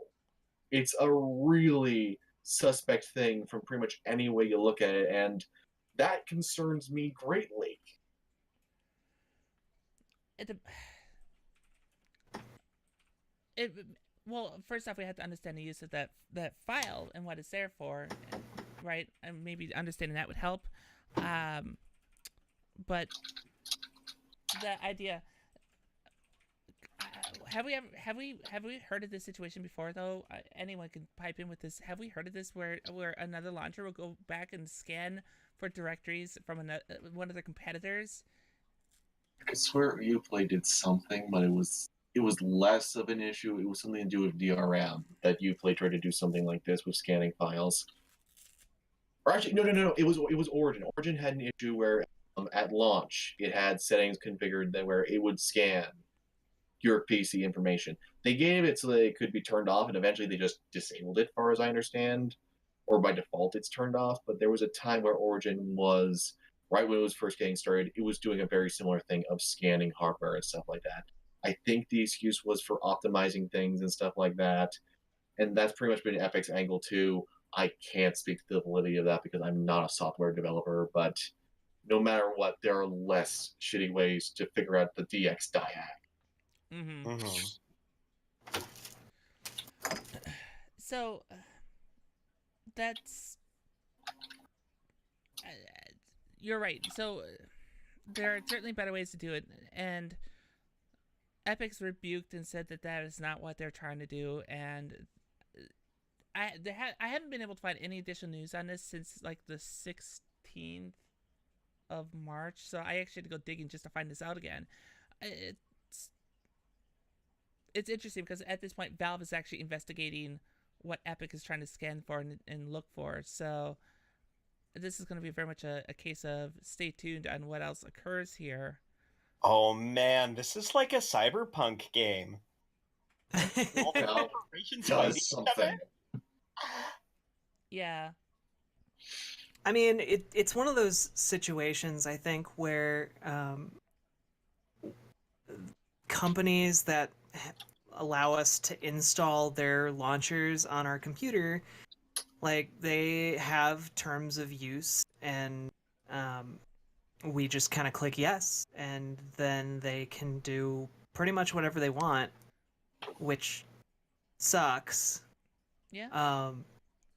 And I think the only real upside to any of this is that Epic got a scolding online, and it's an example of, I think,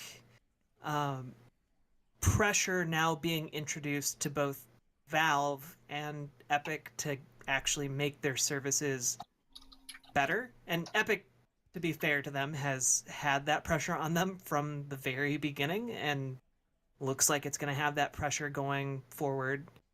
But Steam has kind of just been sitting on its laurels for like the last decade, and it's nice to finally see them, at least as the online digital marketplace has gotten more and more crowded with all these different services between Congregate and GOG and Discord and now Epic Games, having the install user base of all of Fortnite,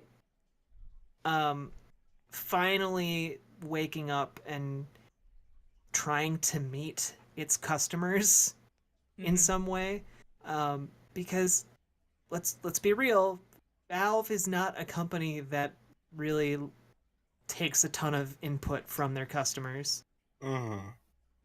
That's the one major upside I see in all of this. But it's not.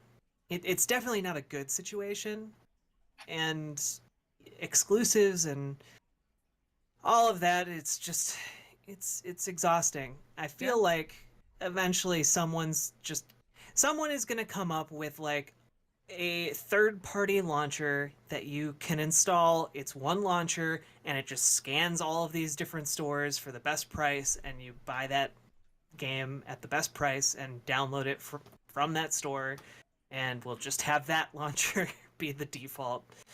Yeah. At that point, I promise you, Steam will have everything encrypted, so that can't happen. Oh, probably. It's just... Well, I could see that with a lot of the launchers. I could see that with Activision and EA doing that with theirs then too. I think that, Jack, you make a good point though, that trying to reunify it and make it easier for gamers to keep track of all the games in their library would be very useful. Because just kind of going through, there's Origin, there's Steam, there's the Epic Game Store, there's Discord, there was the Twitch Store, there was GOG. Of course, you can get games from Humble Bundle, which goes to any of those platforms. There's a lot of different platforms. Uplay, yep, and of course the Activision Blizzard launcher. There's so many of them. I posit a suggestion. I say we go to a form of organizing and sorting everything that has stood the tests and trials of time. I declare the video game Dewey Decimal System. You know, the thing is, describing a unified system, NVIDIA is trying to do that right now with, believe it or not, their whole GeForce Experience thing. It's now like they've tried to make it so that regardless of what app it's using, they've tried to make it so that if it's supported on their system, that you can access it there. The only problem is the detection system is utter shite. Like, it's maybe detected close to 50 of the things that I have installed, and I have like over 150 installed, so it needs work, but clearly developers are even figuring out that this needs to happen, that this needs to be a thing. And also, I firmly agree with Jack in that, understand, I have no deep love for Epic. It's not that I want Epic to, wipe Steam out or something. Oh. What I want is to see a frickin' pulse from Valve. I want to see a sign that there's someone actually conscious and alive in those offices, because Right now, they have just let things get worse and worse, and it made me not want to use their platform. I actually now actively look to make sure that is it possible for a reasonable price for me to experience this game not on Steam, because it's just become that unpleasant a thing to it starts and doesn't even finish updating before it crashes for me now. It has reached the point where it is actually more of a hassle to use than Origin itself. I want to see some sign that someone gives a shit there. Yeah. I don't know if that's like I haven't experienced that. Does it, Jack? Have either of you experienced that? No. I just have a beautiful visualization of Gaben sitting in a tank of water, like a vat, kind of like Athos does in what's the game? Axiom Verge. Just escaping everything else in reality, and that's just what Gabe is doing. Like that's the way Valve's been for a while. I was thinking of him as like a precog from Minority Report. Oh, nice. Yeah, there you go. Is that roughly equivalent to what you were thinking of? I wish I could say for sure, but I think so. Okay. Wait, Dizzy, have you not seen Minority Report? You have not seen Minority Report? Dizzy, what the hell? How have you not seen Minority Report? I couldn't tell you specifically, although my movie watching habits are very peculiar. Okay, so here's the thing. Do you have a notepad? Like, I've got one right here. Do you have one? I want you to take this and a pen, and I want you to write down watching Minority Report in near future. Report back. With a Minority Report. I can...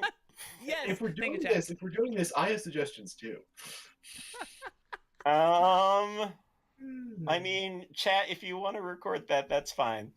I don't have a notepad convenient at the moment, and that's my excuse. You know what? Instead, I'm just going to mark it. There, it's been marked.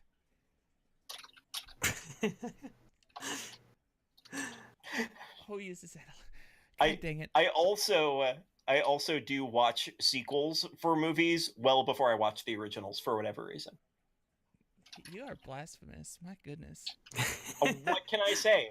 I am definitely a media rogue. It sounds like it. Wow. All right. Some people are media knights. I'm a media rogue.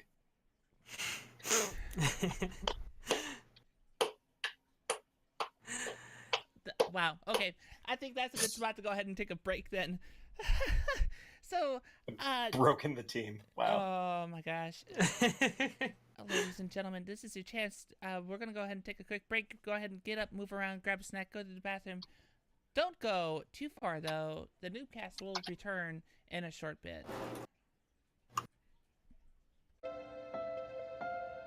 John's known for, his oddly placed eyes. That is what oddly placed eyes is what we come back to. I mean, we picked up the test in London, so why not oddly placed eyes? Hashtag oddly placed eyes. I see it trending. Right. Everyone, welcome back to the Newbcast podcast. Apparently we're talking about oddly placed eyes? It's a long story involving Han Solo. You're not wrong. I think just explaining that adds more mystery than is deserved, and yet it's still wonderful. Anyway. All right, I'm update. There we go. It's been updated. The topic on scrolling at the bottom has been updated. We got it covered.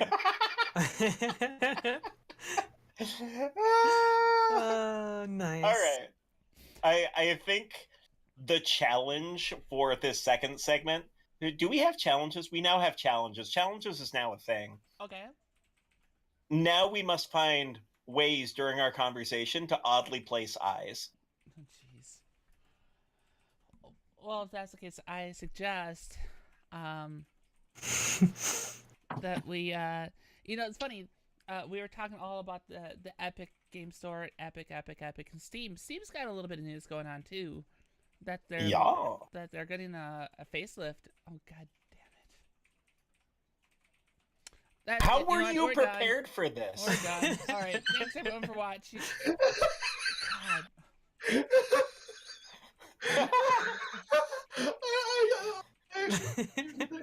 They were for closing. We were desperate for closing chips because my mom and I always have to get food while we're out because of the allergies. And these were the only clips available, so we bought them. And I forgot they were up here, and I was like, "Oh my gosh, yes, I have to use these. We need eyes in weird places. Well, I got them. I got them." For anybody who has ever seen the Newbcast podcast, you already know we have absolutely no script. We have no plan whatsoever before we come in other than the news which has been made. This was not staged. This is pure unabridged gamer amazingness right now.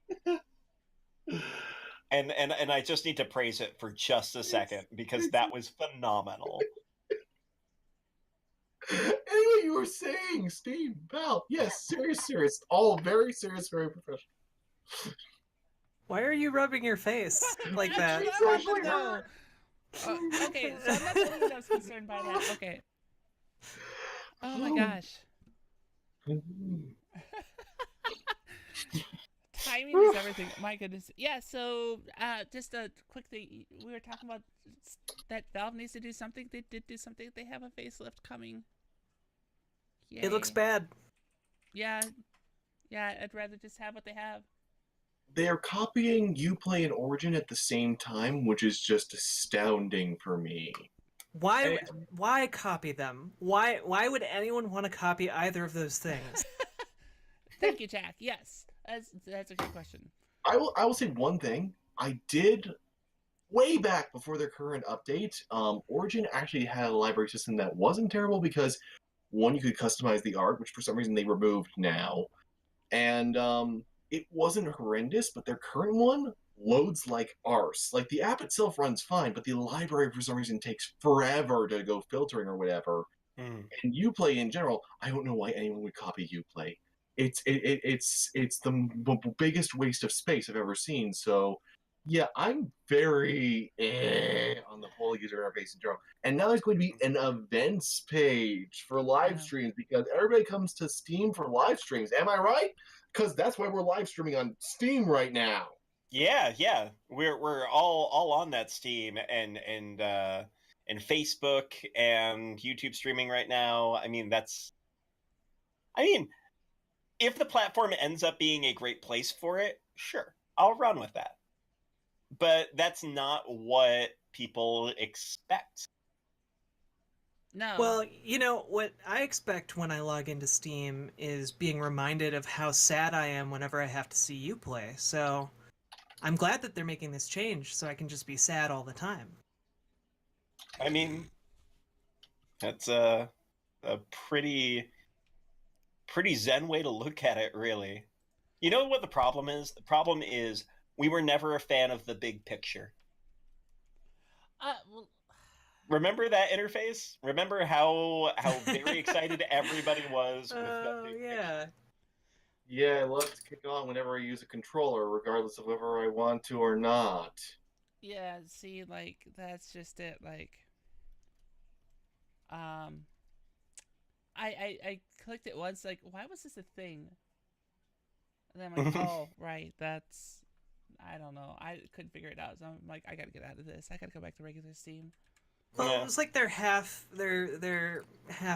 way of trying to get into the console market that didn't really work out multiple times. Yeah, well, and see, you're exactly right. I think it says something that you could end up buying the Steam Link for what, $2.50. I totally bought one, by the way. Oh, I did too. I haven't used the damn thing once, but I've got it. for less than a bag of crisps. Crisps. Sure. He's gone British. What the hell's a crisp? It's that thing that you talk about when you don't like chips. I was beginning to wonder if it was a crisp dollar. The movie? Yeah, Chips the movie was terrible.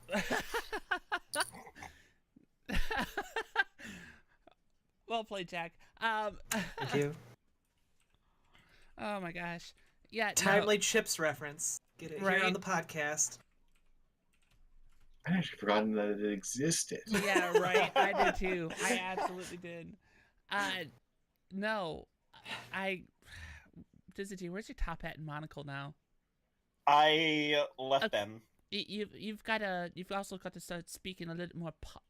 Do I want to say posh? Yes. You don't want me trying that. You really don't.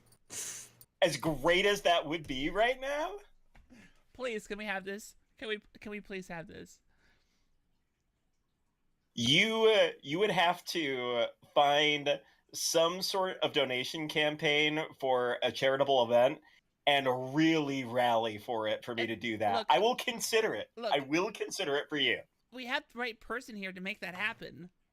You should exactly be careful what what you say. Yeah. She's run events. Because, just as a reminder, Riverboat Jack, our guest tonight, is the community manager for Extra Life. You know, that big thing that happens in November but actually collects year round? Not a community manager, just want to make that clear. That's someone else who's very sorry. nice. But that's fine. My mistake. Works there nonetheless. Senior editor. Senior editor. There thank you go. Sorry, my mistake. I don't know why I was thinking community. Because someone had That told me word. that before, and that's what stuck in my head. But you work there nonetheless. Yeah, there's once upon a time, my title was community content manager. So Were you? it's all confusing. Oh wait, did you do 2D Con with that title? I think I did. I probably was telling people that when I was doing 2D Con at least one of the years. That makes sense. Then maybe that's what. Yeah. Which, by the way, that was the thing too. There's overlap. Anyway, yeah, no, Steam has an overhaul. We'll see what happens. It looks ugly. I don't think anyone here likes it. Is that the general consensus? We'll look at it with snooty monocles and top hats after incentives have been made. Got it. All right. All I require from a library of games is a list of those games and a way to organize them. I don't have to be able to visualize them. Just give me a normal list. It's not complicated. Yeah, much. I mean, like it could be mostly plain text. It would be okay. Much like it is now. Right.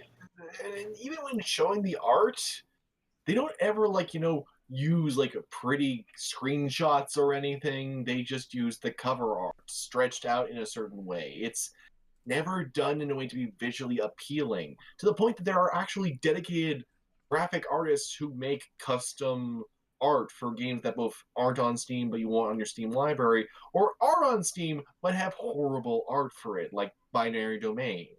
It's just, you shouldn't put that on the users if you're going to emphasize it. That you're not doing your job properly. But that is something that Valve loves to do. Yes. I think it is something to be said that with people who are buying physical packages of games, when you see them at a location that you would purchase them, you see them front up where you have the art. And afterwards, the only time that you really see that art is when you're pulling that box out from the shelf.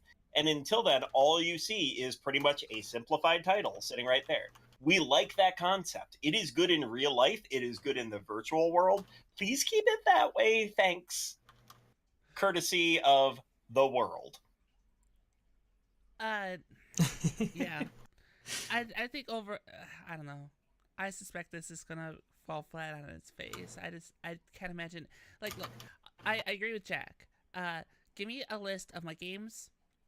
That's all I need. I need to be able to easy way to see my games. The storefront. Give me a carousel of what's on sale, what's new, maybe a separate one of what's recently updated, and maybe if you want to get really creative and unique, you can have games that you like based on similar games in your library, and here are the curators that you follow. That would cover it. That would be everything. Yeah.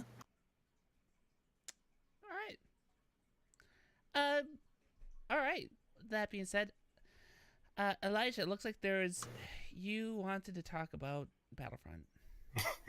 Yes, because there's something finally happening. Something that some of us have been waiting since 2005. Isn't it? Is it Awakening? Did they ban the game entirely in Belgium? Ah. Well played.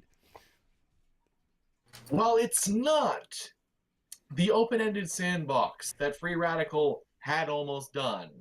We are finally getting a mode that they're not naming it Conquest. For some reason, we're naming it Starship Supremacy, which is one of the most ridiculous, unclear names you could actually choose. But it is going to involve capturing command posts.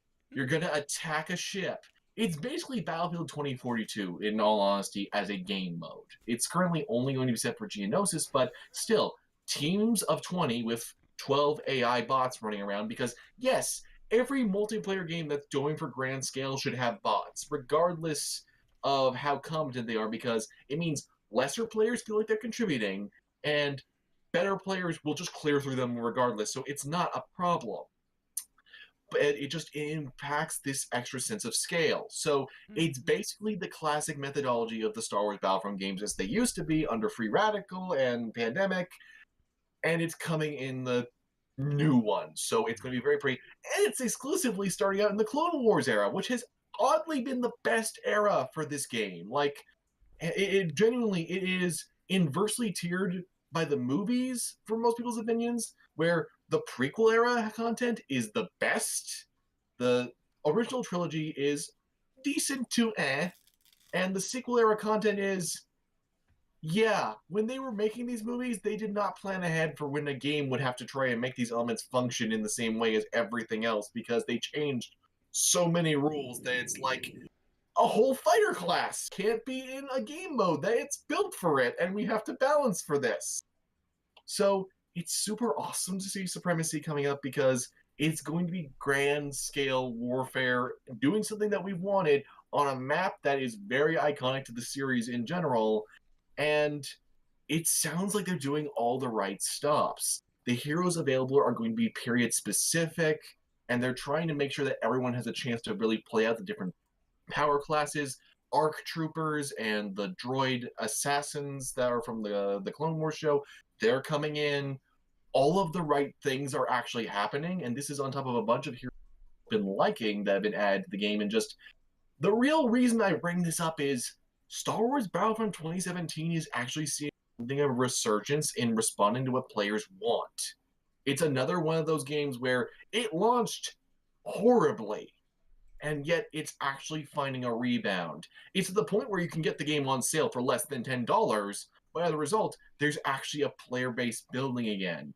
And those who have stuck around, who aren't just being a bunch of ragers on Twitter, tend to actually be pretty nice. So it's gone full circle, and it's actually kind of reaching a point where Battlefront might be worth considering. They've had to learn the long and hard way. They're making all this happen with a skeleton crew, but like, it's kind of awesome to see, because for the first time in ages, I actually want to play a Battlefront game without caveats. So it's nice, and it's something I want to share with all Star Wars fans, because it's like, no one's really talking about this. Everybody's sort of like, yeah, they're gonna make this mode. Also, they had this patch. Whereas it's like, no, this is a bigger deal than you realize. It's just a big deal for this community. So here's my follow-up question to it, especially knowing that Battlefront's been through more than the ringer. The people who are still out there and playing are certainly, like, I would list them in the hardest of the hardcore for their game. Like, they're dedicated. There are very few things that could possibly take them away from it. How do you envision this kind of making a difference in this game and the franchise going into the future? I think what's critical is that it seems like DICE is... It's a frustrating thing when you see a developer who already clearly knew how to do things, screwing things up again, like with Bungie with Destiny, because a lot of the lessons they've learned with Destiny, ironically, they seem to have known when they were making Halo Reach. a lot of the things that would later show up in Destiny 2, it's like there's other games that have already solved these problems. They just apparently either forgot about them or didn't notice them. So in that respect, like Battlefront 2 learned a lot from Battlefront 1's DLC because pretty much all of the DLC was the best part of the first Battlefront in the rebooted thing. Mm-hmm. All of that content was the most notable. Scarif was amazing because it was this multi-stage thing that felt like a single-player level, but it was dynamic like multiplayer. Battlefront 2, they tried to do that, but they tried to shrink it down. And now between both Battlefront 2017 and Battlefield 5, they seem to have learned that it's better to spread out your content, not to drop it all at once. It's good to have a healthy stream of content. And also, when something actually latches on and is something that players want, you need to act on it. Now, the interesting thing is, where Battlefield 5 is responding quickly, like Combined Arms, the new cooperative mode, it's actually getting new maps very soon, which is something that a lot of us who were playing and were like, this is fun, it's got 8 maps, and I guess we're going to just have to enjoy that because the random generation aspect didn't come in, so this is probably all we're going to get. But they're like, no, we're bringing more maps. It's like, okay, that's great. Battlefront 2017 has the problem that it's snowballing off of a really rejiggered launch schedule. Because as I've said before, a lot of the content that rolled out between launch to most of 2018 was planned for way earlier release. That was supposed to be just, it was supposed to be like launch window stuff that was going to be rolling out. So as a result, we're just now seeing them start to react and realize that they need to emphasize these other modes. Because when things started, it was like, here's Ewok Hunt, here's frigging jetpack cargo that never ends. Just, they made these decisions that were very impulsive, very quick. Here's something we can put out. Whereas now they're making meatier content. Like when they did the season for Han Solo, for the Solo Star Wars story, they made Extraction. They made 2 really good maps, and that mode is still being played, whereas Jetpack Cargo is basically dead. Yes? Who? Solo. No, I caught Solo. Who? Which Solo? The one whose eyes are far too low. Yes. The one who's, his eyes just can't stay on target. Boo! Boo! Shall we start calling you Lando instead? Ooh.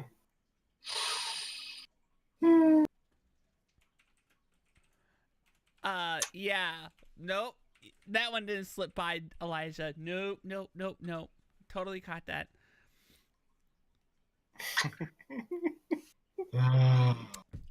I do have to say, I wish that they had listened more to what players wanted for Battlefront 1 and 2 in the first place. Mm-hmm.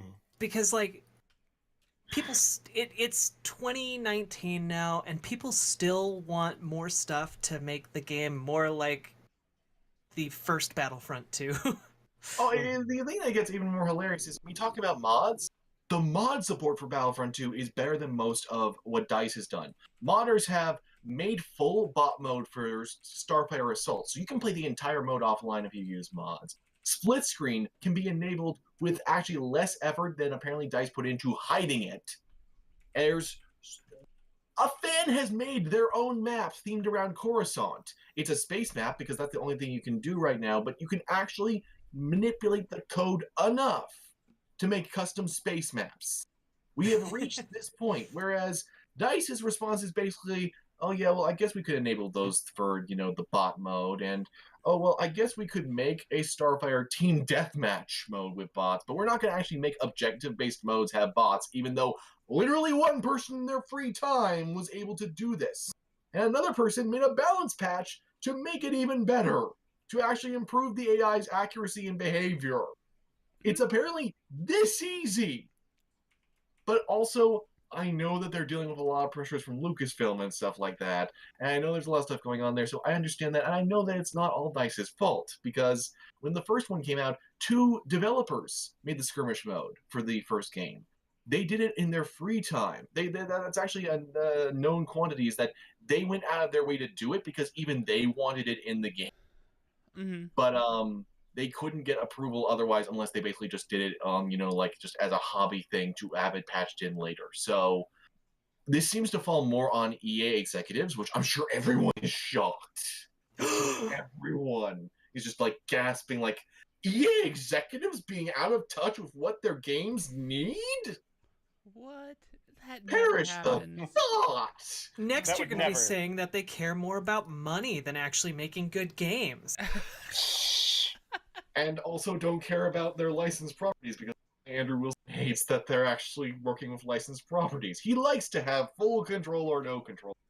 Right? You know, that would really bother me from certain executives, like especially considering like Nintendo of America's new CEO. But Bowser being interested in just money has a certain ring to it.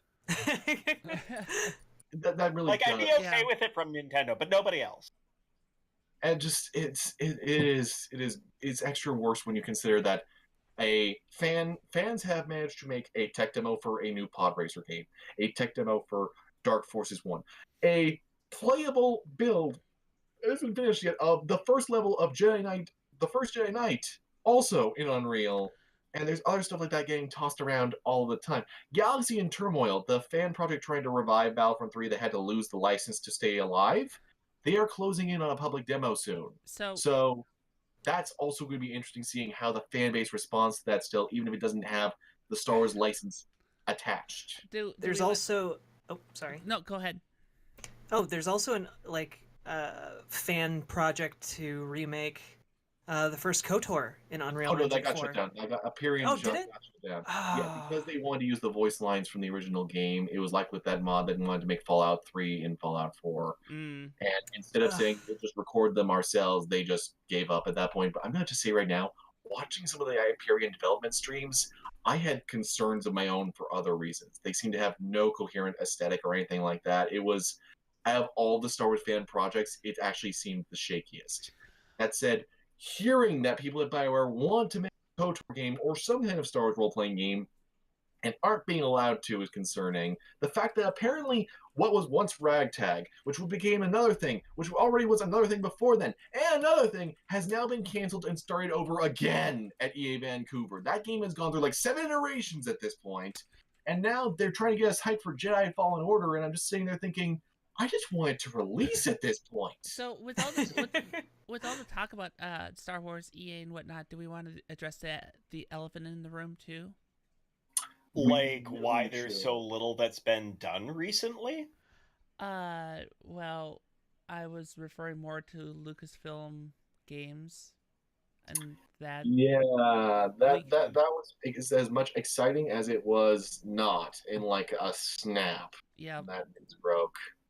Because I think everyone saw Lucasfilm games. They're like, yes, Lucas Games is back. And then they had to clarify that no, it's Lucasfilm games. And then, no, this has been around since almost the acquisition. And no, they're not taking the Star Wars franchise back from EA. That is the frustrating thing, is that they keep saying that they're happy with what's going on. The rumors about Bob Iger calling EA executives and being essentially what the shit has me extremely doubtful of that, but I think it's more like Disney is in a comfortable position where they're now fairly certain that if EA fucks anything further up, that they can just cut it off, because they're closing in on that decade-long agreement. And in the meantime, Disney just doesn't get games. They've said it themselves. They just don't understand the market whatsoever. So for them, they might not even gather that once upon a time, Star Wars released like 11 games in like 2 years, whereas now we've had 2 in a ridiculous amount of years. Are we... Oh. No. Oh, are we really closing in on a decade? Like the decade time limit of EA having control over supposedly Star Wars? I believe we've crossed over the halfway mark at this point. So it will come down to whether or not it's renewed, and I firmly believe that's going to come down to Jedi Fallen Order's performance. Because honestly, it is frankly shocking that pretty much the only things we've seen out of Star Wars have been the 2 Battlefront games, a mobile game, and is that honestly it? That's it so far? Yeah. There's a whole laundry list. There's an hour-long video of canceled Star Wars games that I can easily link to, including one that breaks my heart by double damage that was apparently coming in 2015. That was a new X-Wing game. Yep. And it actually stole a mechanic from friggin'... It stole the character swapping thing from Battlefield 2 Modern Combat, where if you were playing this X-Wing game that Double Damage was working on, you would have been able to swap like between the Falcon, to Rogue Leader, to anyone else you wanted at any time, while still retaining all the core gameplay. It looked amazing. It never saw the light of day. There's so many games that have been canceled now between the downfall of LucasArts to now that I just want to see something freaking release at this point. I don't even care if it's mediocre. I just want to see something come out. Just once again, it's like with Valve. I need to know there's a pulse. I can't help but feel in a situation like this that Disney has to say that they are happy with their agreement with EA, because if that doesn't happen and there isn't a public face to it, like there's some sort of money that's involved with that. That's the only thing that I can imagine. And also this hint that, like Disney could poise itself to do something in the future after agreements are done is curious enough to me. Well, the thing I think that is forgotten is, yes, Disney doesn't know how to... They admit they don't know anything about games, but when they acquired Lucasfilm, they acquired a games developer as well. And yes, a games developer that had for several years then been on a deficit, had not had good sales. And their last two major games were The Force Unleashed 2 and Star Wars Connect.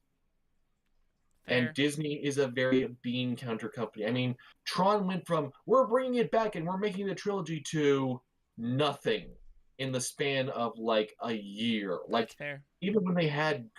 Tron Uprising won Emmys. They left it on a cliffhanger. Disney gives no shits about killing anything so long as it isn't immediately a major success. So it was no shock that LucasArts folded. No matter how the fact that at that time they had 3 games that were really promising, being ready to go out the door in some cases, and just...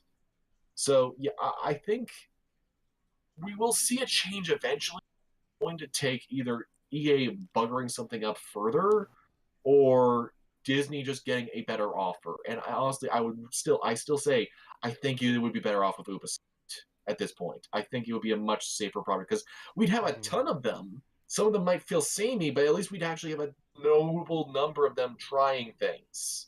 Fair. All right. So, shifting gears a little bit, talking about EA. What about EA's popular game right now? Because they've got one of those. One of them, yeah. Yeah. Yeah. Just a... Sorry. Shade thrown. No, it is. It's what, one game. Just a small tidbit that Apex Legends, despite it being a free game, did make $92 million in the month of February. So half as much as Ninja. Yeah, right. Yeah, 1 million of that went back to Ninja. You were absolutely right. But just a small little tidbit on how well Apex Legends is doing. It's holding up, I think, is the big thing. Yeah, I definitely think that they're positioning themselves well, and they're establishing that they will have the same sort of legacy that Fortnite does, that other Battle Royale games have. Mm-hmm. And the imagery of that is very important to them. I mean, they've got a stranglehold if they keep it up at this point. Yeah. Does anyone know offhand if, like, how Apex Legends has affected Fortnite numbers? That is a really good question. I don't think I've seen anything that really shows that there's been one diminish over another. I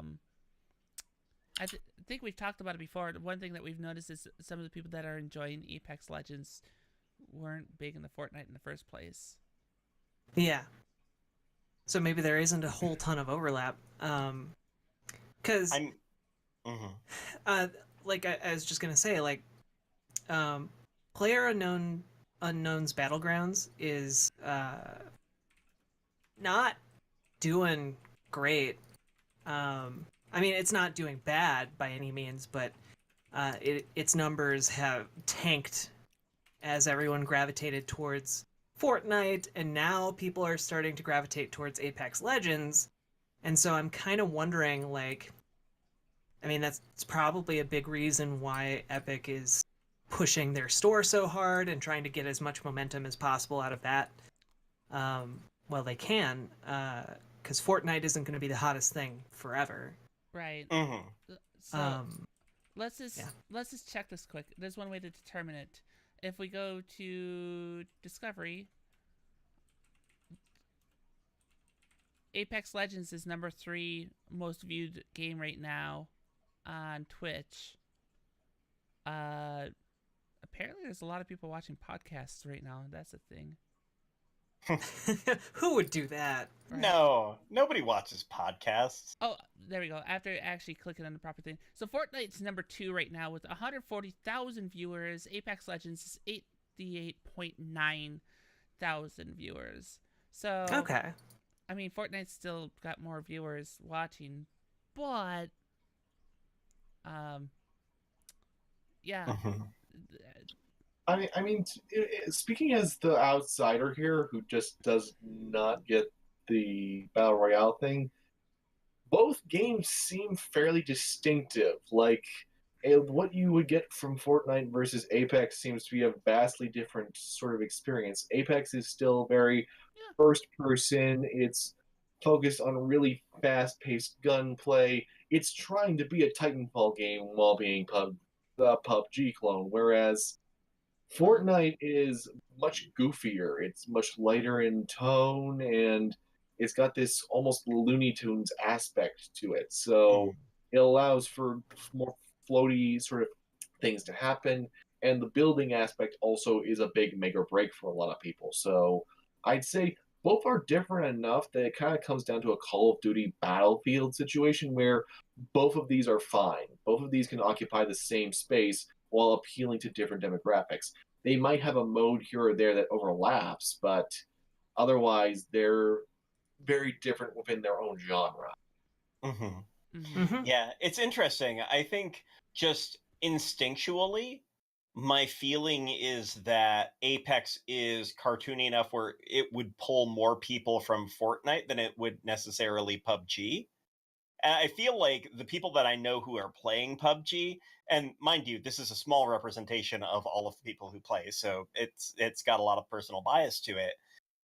They tend to enjoy PUBG for the sense of simple but effective mechanics in the game and a sense of realism that I don't think Apex, and certainly not Fortnite, captures. Like, Apex is in the middle of it, but I don't know how much it appeals to that community specifically. And I think that's where we're going to see the big distinction, is that it's going to separate people into tribes, because of course we tribalize about games all the time, but what that demographic looks like and how Apex establishes itself seems to be much more directly against what Fortnite is doing versus against PUBG, or trying to take from PUBG's playership specifically. Yeah, I don't think at this point I don't think anyone is, not that no one is looking at PUBG, but it's definitely been on the decline since its heyday. And now it's a lot more looking at Fortnite, and I think Apex has positioned itself really, really well to be kind of the next step. It's kind of like that cartoon that is about kids who are like 3 or 4 years older than you, who are acting all cool and have that edgy attitude. But it's still cartoony enough where you're into it, as a if like a kid watching cartoons. That my analogy is falling apart. I'm sorry, but it has that step towards something more graphic, like your Metro Exodus, for example. Mm-hmm. It's Nickelodeon Doug versus ABC Doug. Yeah, That's an interesting analogy. Well then, it's accurate though. yeah, I can see that. All right. We got that. Moving on, I guess. Mm-hmm.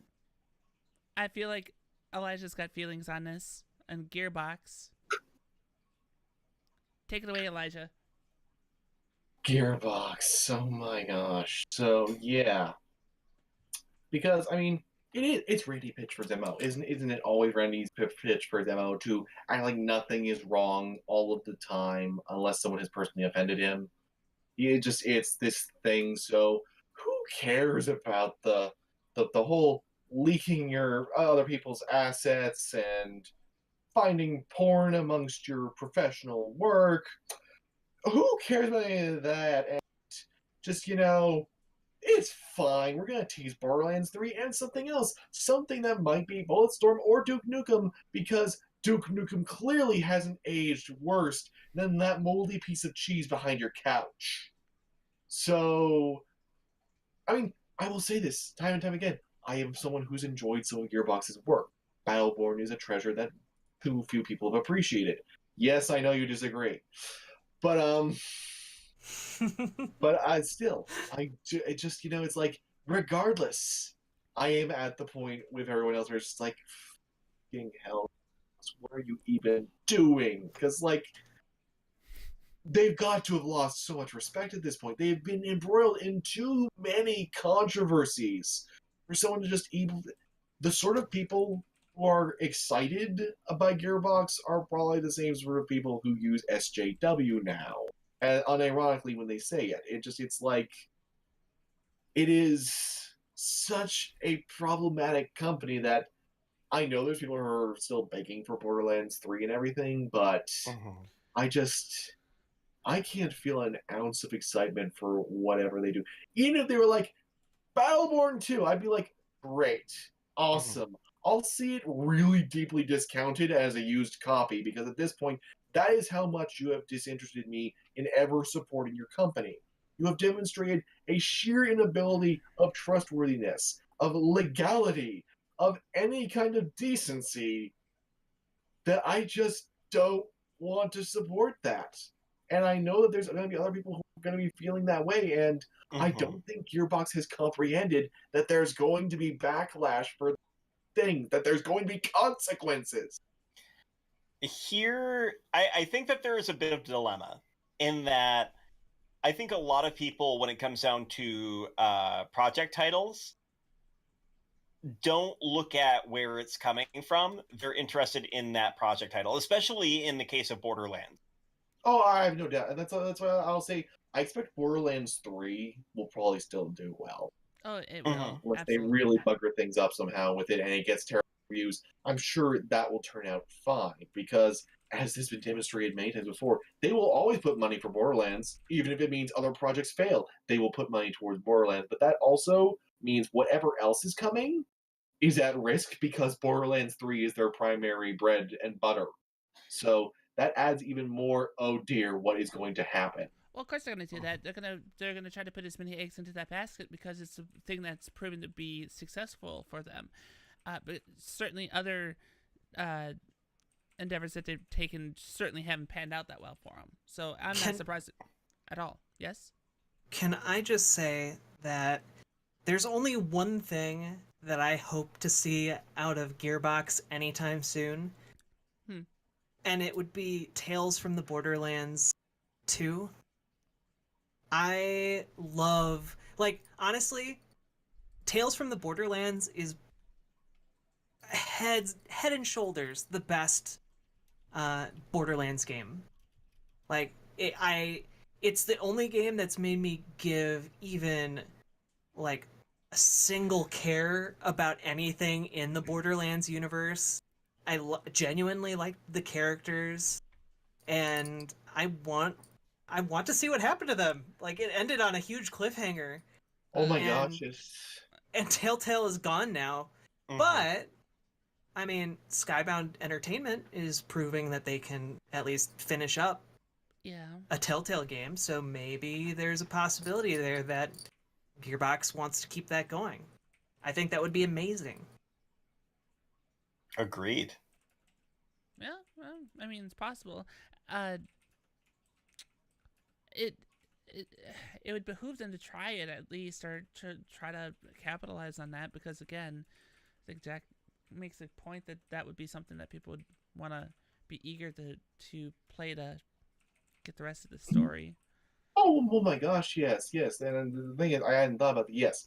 That is something that they would be able to get me interested in, and just it seems even Gearbox and 2K seem to know that while it wasn't the huge seller that it should have been, that people love it because there's a lot of nods to the series in the pre-sequel.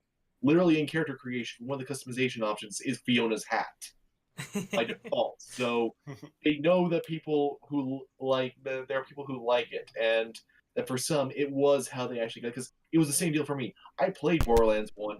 I could give less than a shit about anything that happened in that game, but I will absolutely fight for the chance to see Reese and Fiona and everybody just back again, hamming it up beautifully.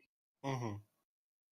Yeah, I feel like the main story Borderlands games are made by the player and their friends as they go around and cause mayhem. Right. It's the Mario Party. Essentially, yeah. And that's fine, and that's healthy and good. That's not where our interests lie as a group collectively. Except for me every once in a while. Sometimes you just, you want to let off some steam, and yeah. Especially if you're Epic Games. But I'm sorry. It all comes full circle. That's wonderful. I just want to say I'm impressed by your microphone that it didn't make any loud knocking noise when you did that. That is good soundproofing. That's because it's not the microphone; it was the pop filter that you heard me hitting. But yeah, I mean, I want there to be more punishment. I don't think there will be, and that's unfortunate. Probably. Not yet, anyway. Not yet, and it probably won't be to the fullest extent that it should, because like Crafty's saying in the chat, yeah, at some point Randy Pitchford's going to push his luck too far. Even by game industry boys club standards, he's really pushing it. So at some point he will go too far. And I will say, if they were to announce anything else, you keep telling us there's another Brothers in Arms coming. Bring a modern Brothers in Arms 1 and actually take it back to what it was in Rodale 30, because that was the problem with that series, is it kept getting less realistic to the point that the final one has Gears of War cover shooting. It really lost it, whereas the first one was so historically accurate that the History Channel partnered with them to do a documentary about the stories they based upon it. So you have all of this technology now. You could tell a really captivating, very genuine story with way better physics and rendering and all sorts of things, especially AI. Now is the time to sell that, because there's things like Arma, but there isn't one like that for World War II that is single-player focused. Almost all of them are multiplayer, so it would be a really good time, especially because Wolfenstein's reignited some interest in World War II. I doubt they'll do that, because that would be a really clever decision, and Gearbox does clever decisions, but I would love for that to be the case. Sure. Yeah. Well, we'll see what happens with that when it happens, right?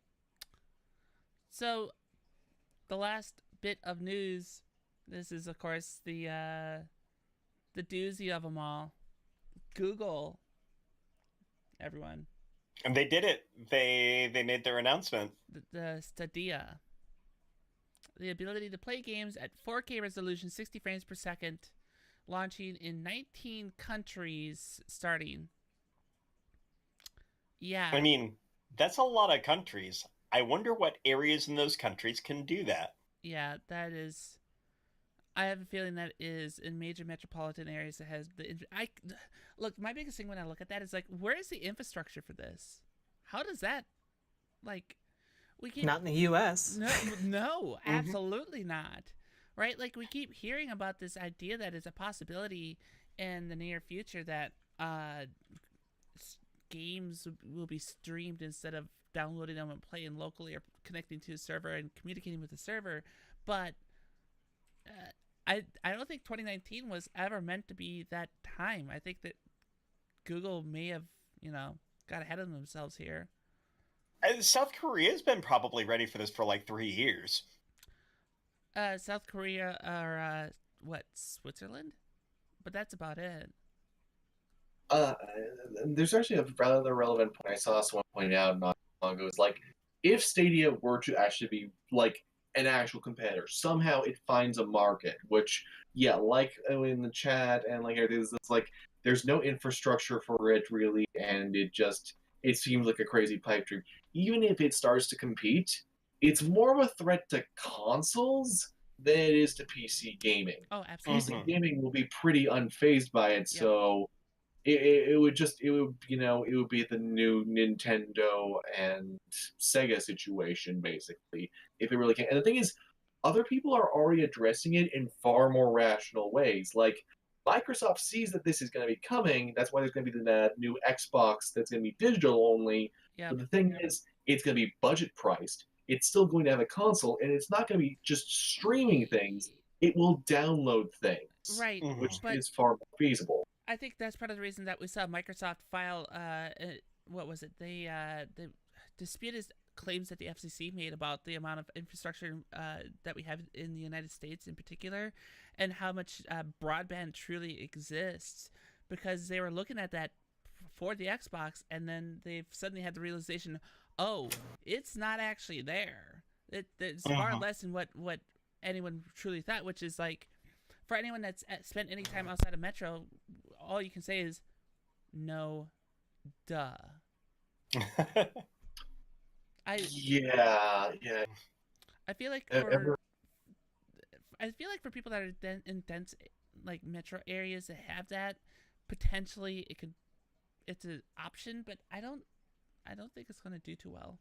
I do have to say that I'm very impressed by the technology itself. Like, Yeah.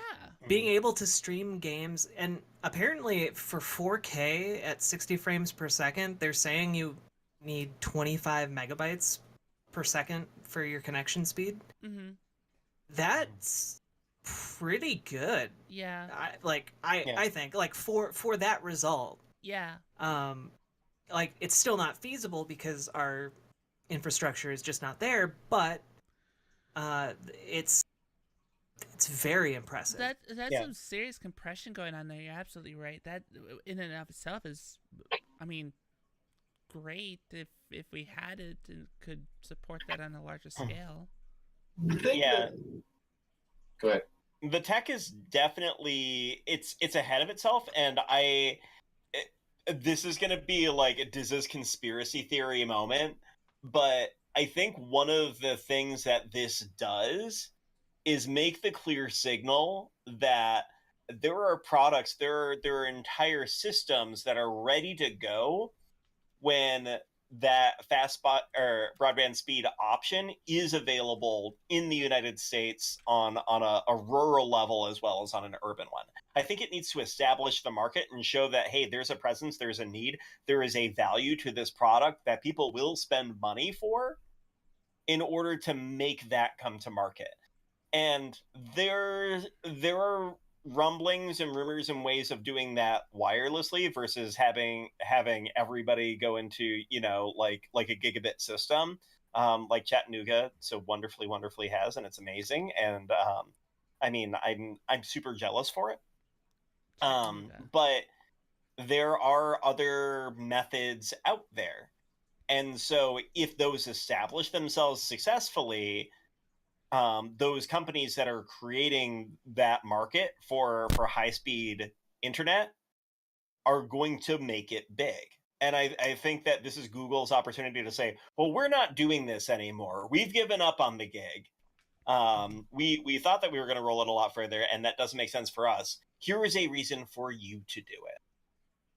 So I think that Google's game plan, it is similar to what I was saying with Epic long term, is that they are the one with the resources to create and maintain this service, even if it's at a loss to them.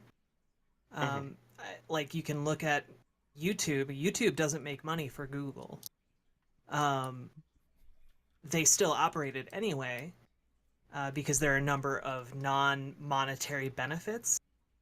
But I think that the big benefit for them in launching this, I like to say it, Stadia service, is they can essentially stake out their claim to what is almost inevitably going to be a huge part of the gaming industry.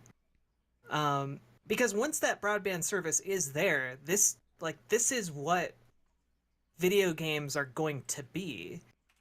For outside of like niche collectors or people who don't want to submit to this kind of games as service mentality, this sort of streaming is what it's going to be because it's so convenient across multiple devices. Again, if you can get the infrastructure there, and the infrastructure is going to be there, it's just not there yet. So they are before a Microsoft can really get into it, or a PlayStation can. I know they have PlayStation Now, but it's not really on the same That's level. actually something I wanted to touch upon. Is the thing that drives me crazy about this whole situation is the tech and company that Sony bought for PS Now could have been achieving things with a way lower bit rate. This is the thing that very few people remember, but there was a time when Gaikai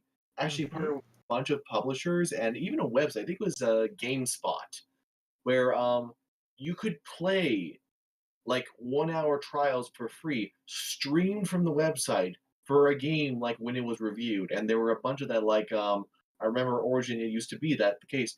That was the only way that Dead Space had a demo on PC, was that there was a little time demo that you could do there. And like Crisis, it was the full game. You just had a limited time to play it and stuff like that. It was like, it worked remarkably well. It was back when I had even crappier internet than I do now, and it was impressively solid tech. It wasn't doing 4K resolution, but it managed to nail a smoothness that I've not seen any other streaming service come close to. It was far better than OnLive. And then Sony bought it up, and it seems to have gotten worse and has basically languished. I mean, really, who talks about PS Now?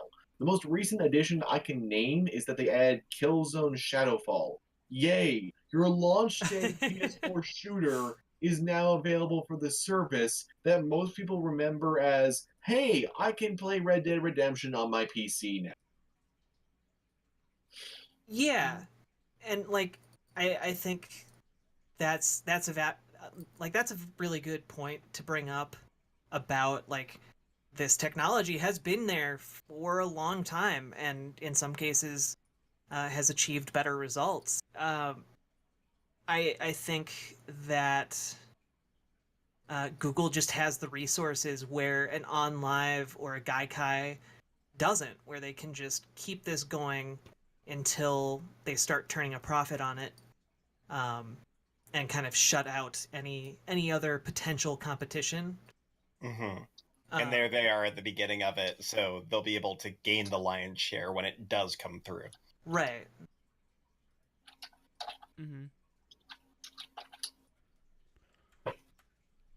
So, I guess quick round on it.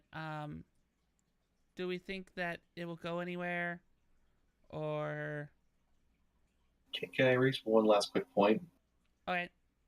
It just my other main concern is, and obviously, like I like to actually physically have the games, but the thing is, there's also a difference in mentality for a game that is streamed or through a service versus a game that you just own. Because we've seen that now, like with Crackdown 3.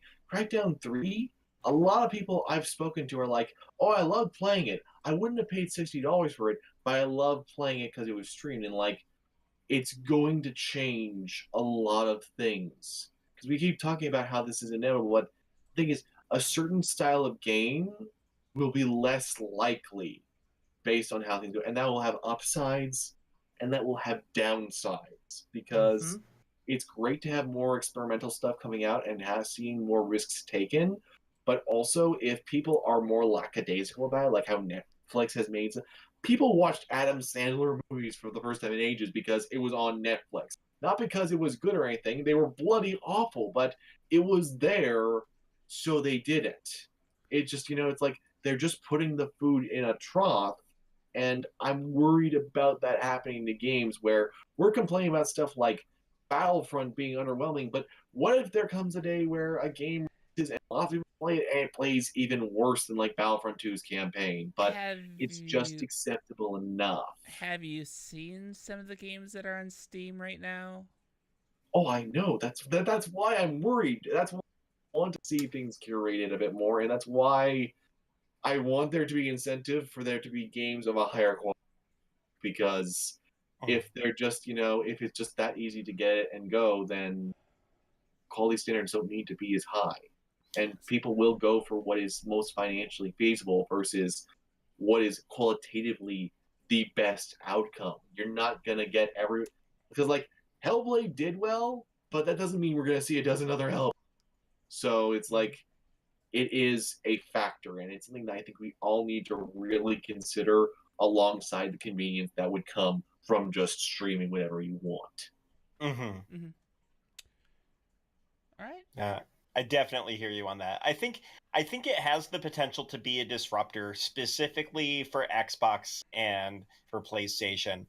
The way that Nintendo works, they've always done their own thing. It's going to stay that way, and realistically, that's fine.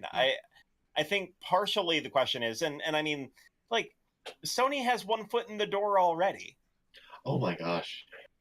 Like, they're already saying, hey, this kind of makes sense, and they've dabbled enough to maybe consider how that future investment works.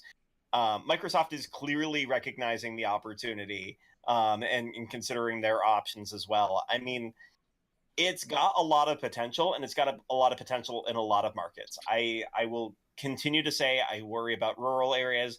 I worry about our access to the rights to the games that we play on a day-to-day basis. And I worry about, if this picks up, if we're going to be forced into this scenario the same way we were forced into always having our consoles online to begin with. Like, they slowly but surely kind of pushed us in that end, even after all of the backlash that happened in years past about it. That's where we're at.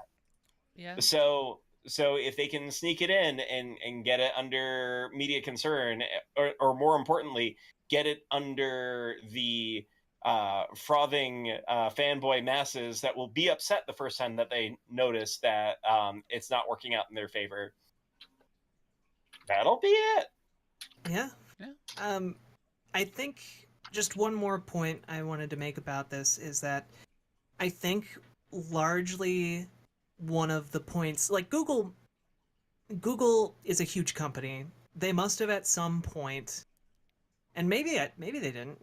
Maybe this is just a huge oversight, but they must have realized that, like, most of the United States can't handle the internet speeds that it would require.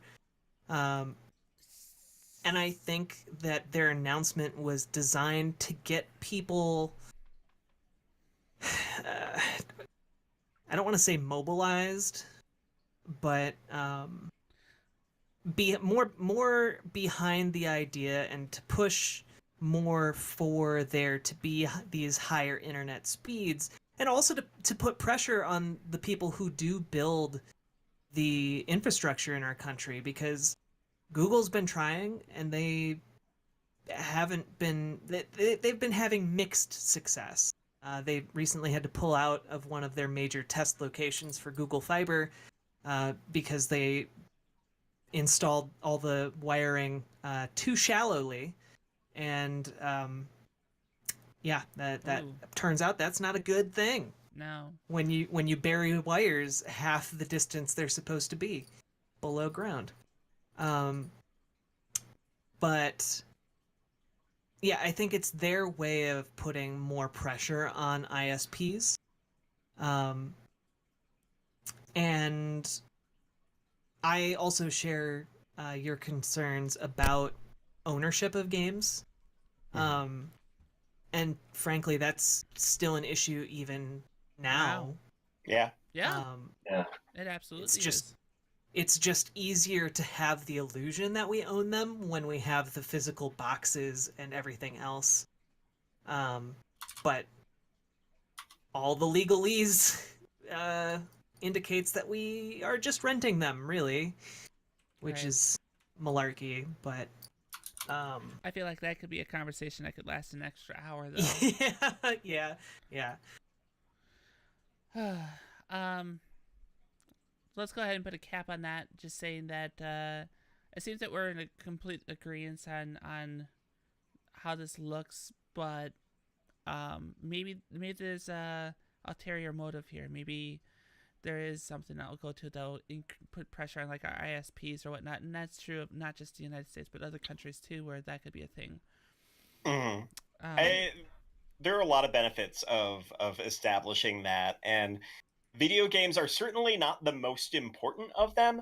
However, they are a platform that mobilizes people very quickly. So if it turns out that way, maybe things like, being able to do remote surgery or things that actually do save lives can happen. Maybe. I'm cool with that. Yeah. Cool. Well, with that being discussed, I think that is a show. So, everyone, thanks for being here. Before we go, this is our chance to shill our channels and our content. And that being said, we'll start off with our guest, Riverboat Jack. Jack, where can we find you? What are you doing? What can we expect from you? It's now the shilling hour. Awesome. Okay.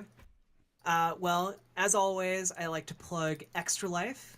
Again, a fantastic charity that helps sick and injured kids all across the United States and Canada. You can learn more over at extra-life.org. And you can find my work over on community.extra-life.org. And I write about games. I occasionally post reviews, news, all that kind of fun stuff. And you can also find my 2 podcasts on there, as well as on various podcasting apps and SoundCloud. We Wanted Adventurers is a fun live play podcast that I put on. I DM 3, we'll say, interesting individuals as they adventure. That is the safest word that can be used. Now I'm intrigued. Yeah, I'm intrigued. As they adventure through a campaign that I have come up with by myself. And then there is also The Best Games Period that I co-host with my good friend and colleague Naomi Lugo, where we talk about games that may or may not be. Each week we choose a new game, and one of them may or may not be one of the best games of all time. And that also has a Patreon, if you care to support me there. And it has a sub-podcast where I also DM another adventure full of interesting people. So you can check all of that out. Please do. Awesome. And links are in the chat for the Community Extra Life site and Extra Life. We've, of course, support any good cause that is charity, and Extra Life is definitely one of those. So thank you for all that you do, Jack. Well, thank you. Yeah. Elijah, what do you got coming up on your channel? What's going on? Hold on just one second. You knew what we are doing. Oh, I know, but your wife is being a little pain in the arse. Oh my god. So, I had to probably just... But hi! I'm the Unabridged Gamer. Way too much about just, the highest tier games that everyone's talking about, the hottest, just things that everybody is going gaga about. But actually, I'm happy to say that there's been some really good videos coming out recently. I'm very excited for what's going to be happening. I also live stream on here, same username, and also on Twitch on Twitter at Unabridged Gamer. So pretty much look up Unabridged Gamer anywhere, and you're likely to find me. probably talking about a PSP game that people still wish that I wasn't so harsh on, even though I gave it an average. But yeah, I do all that sorts of stuff. I'm also on the ETNL podcast, so you can catch me there every now and then. And I write for a bunch of places. Like I should be in the thing for Unwinnable soon. I pop on Game Critics and their podcast, and I do happen to have a certain piece about a certain vampire game on Escapist that I would really love to hear your thoughts on if you read it. Feel free to let me know if you agree. If you disagree, then don't worry. There's already a guy in the comments section who let me know how much he didn't like the game. Oh, that game was so interesting. I admired it quite a bit. It was one of my 2 Game of the Year picks. It and Battlefield 5. We could have a long discussion about that. Lastly, guys, if you want to hear a bunch of mispronounced words, make sure to follow him as well, because he's good. Oh yes, that The master of. thing that I can say is that hold on. Something on the horizon in the near future. There will be PS Vita reviews coming The Vita in reviews. the future. Got it. Vita reviews. Got it. Vita on my PS Frida. Would you say that the Unabridged Gamer is a jack of all trades and master of pun? Or something. You've been on a roll tonight. Dizzy, well, what do you got coming up on your channel? Thank you. And I attributed it all to finally watching actual cable television. You can find me on the internet. I am Dizzy pretty much everywhere. That includes here on Twitch as well as on Twitter. I play a variety of different games, definitely on the end of RPGs and JRPGs. Our big project right now is Mass Effect, and we're having a great time with that. We play that on Tuesdays on the regular, and right now Thursdays, but once again, that may be subject to change based off of television. Strange how we schedule our lives around that thing. Other than that, this weekend is going to be wonderful because it is PAX East weekend, and I'm going to be able to check things out over there. I'm looking forward to reviewing a couple of things that I've been hearing about. I really want to see a live demo of Skateburb. Ooh, is that supposed to be there? Is that supposed to be there? Yes. Megan's gonna be there. So yeah, be sure to give her a big noob hello from all of us. Yes, Oh please my do goodness. Absolutely. And I totally forgot to mention this before, and I feel absolutely guilty about doing so, but we did actually have a stream of Hypnospace Outlaw in the past 2 weeks when that released. Yes, the certain Xavier Nelson worked on and was nominated for that. IGF Awards, Okay. and was even at GDC for awards and stuff. Yeah, I saw that. So, actually, sorry. oh no, please continue. I was just going to say it has actually achieved one of the highest Metacritic ratings and one of the highest Steam ratings. I believe it currently has only 2 reviews out of over 100 positive reviews. There we go. Yeah, Nice. absolutely wonderful game, and that might get another stream before all said and done, and we catch up again. Obviously, with PAX East, I will be spending a lot more time in the weird, fleshy space of the world. But I feel like I understand that. I do. I really do. But I will definitely keep you in the know. I suspect that this will be a very good week or so to keep up with me on Twitter. Yeah, I think so. Awesome, guys. Make sure to check out all our guests. Of course, my name is Miss Michelle Jean. You're on my Twitch channel now, but if you're listening to this on iTunes or one of the other platforms, twitch.tv/Miss Michelle Jean. On Twitter, Miss Michelle Jean. YouTube doesn't have a short link, so I can't say that. All with one L. And we got more Elite Dangerous coming up here. Working our way back to the bubble. We'll probably actually get back to the bubble on Tuesday. Wednesday will probably be more Elite because on Friday I'm not streaming like I normally would. I will also be at a convention that's here in the Twin Cities. It's a nonprofit convention that's raising money for multiple causes, including mental health and the local library systems. So that's where I will be. And I'll be returning the following Tuesday after that. Then I might try to get an IRL in there maybe, or just chatting, I think it is. Traveling, one of those. One of those not game ones. Yeah, exactly. Exactly, and not this one. That being said, for Jack, Elijah, and Dizzy, my name is Miss Michelle Jean.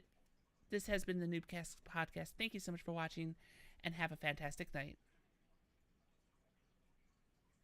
Doodly doodly doodly doodly doodly doodly doodly doodly. Little.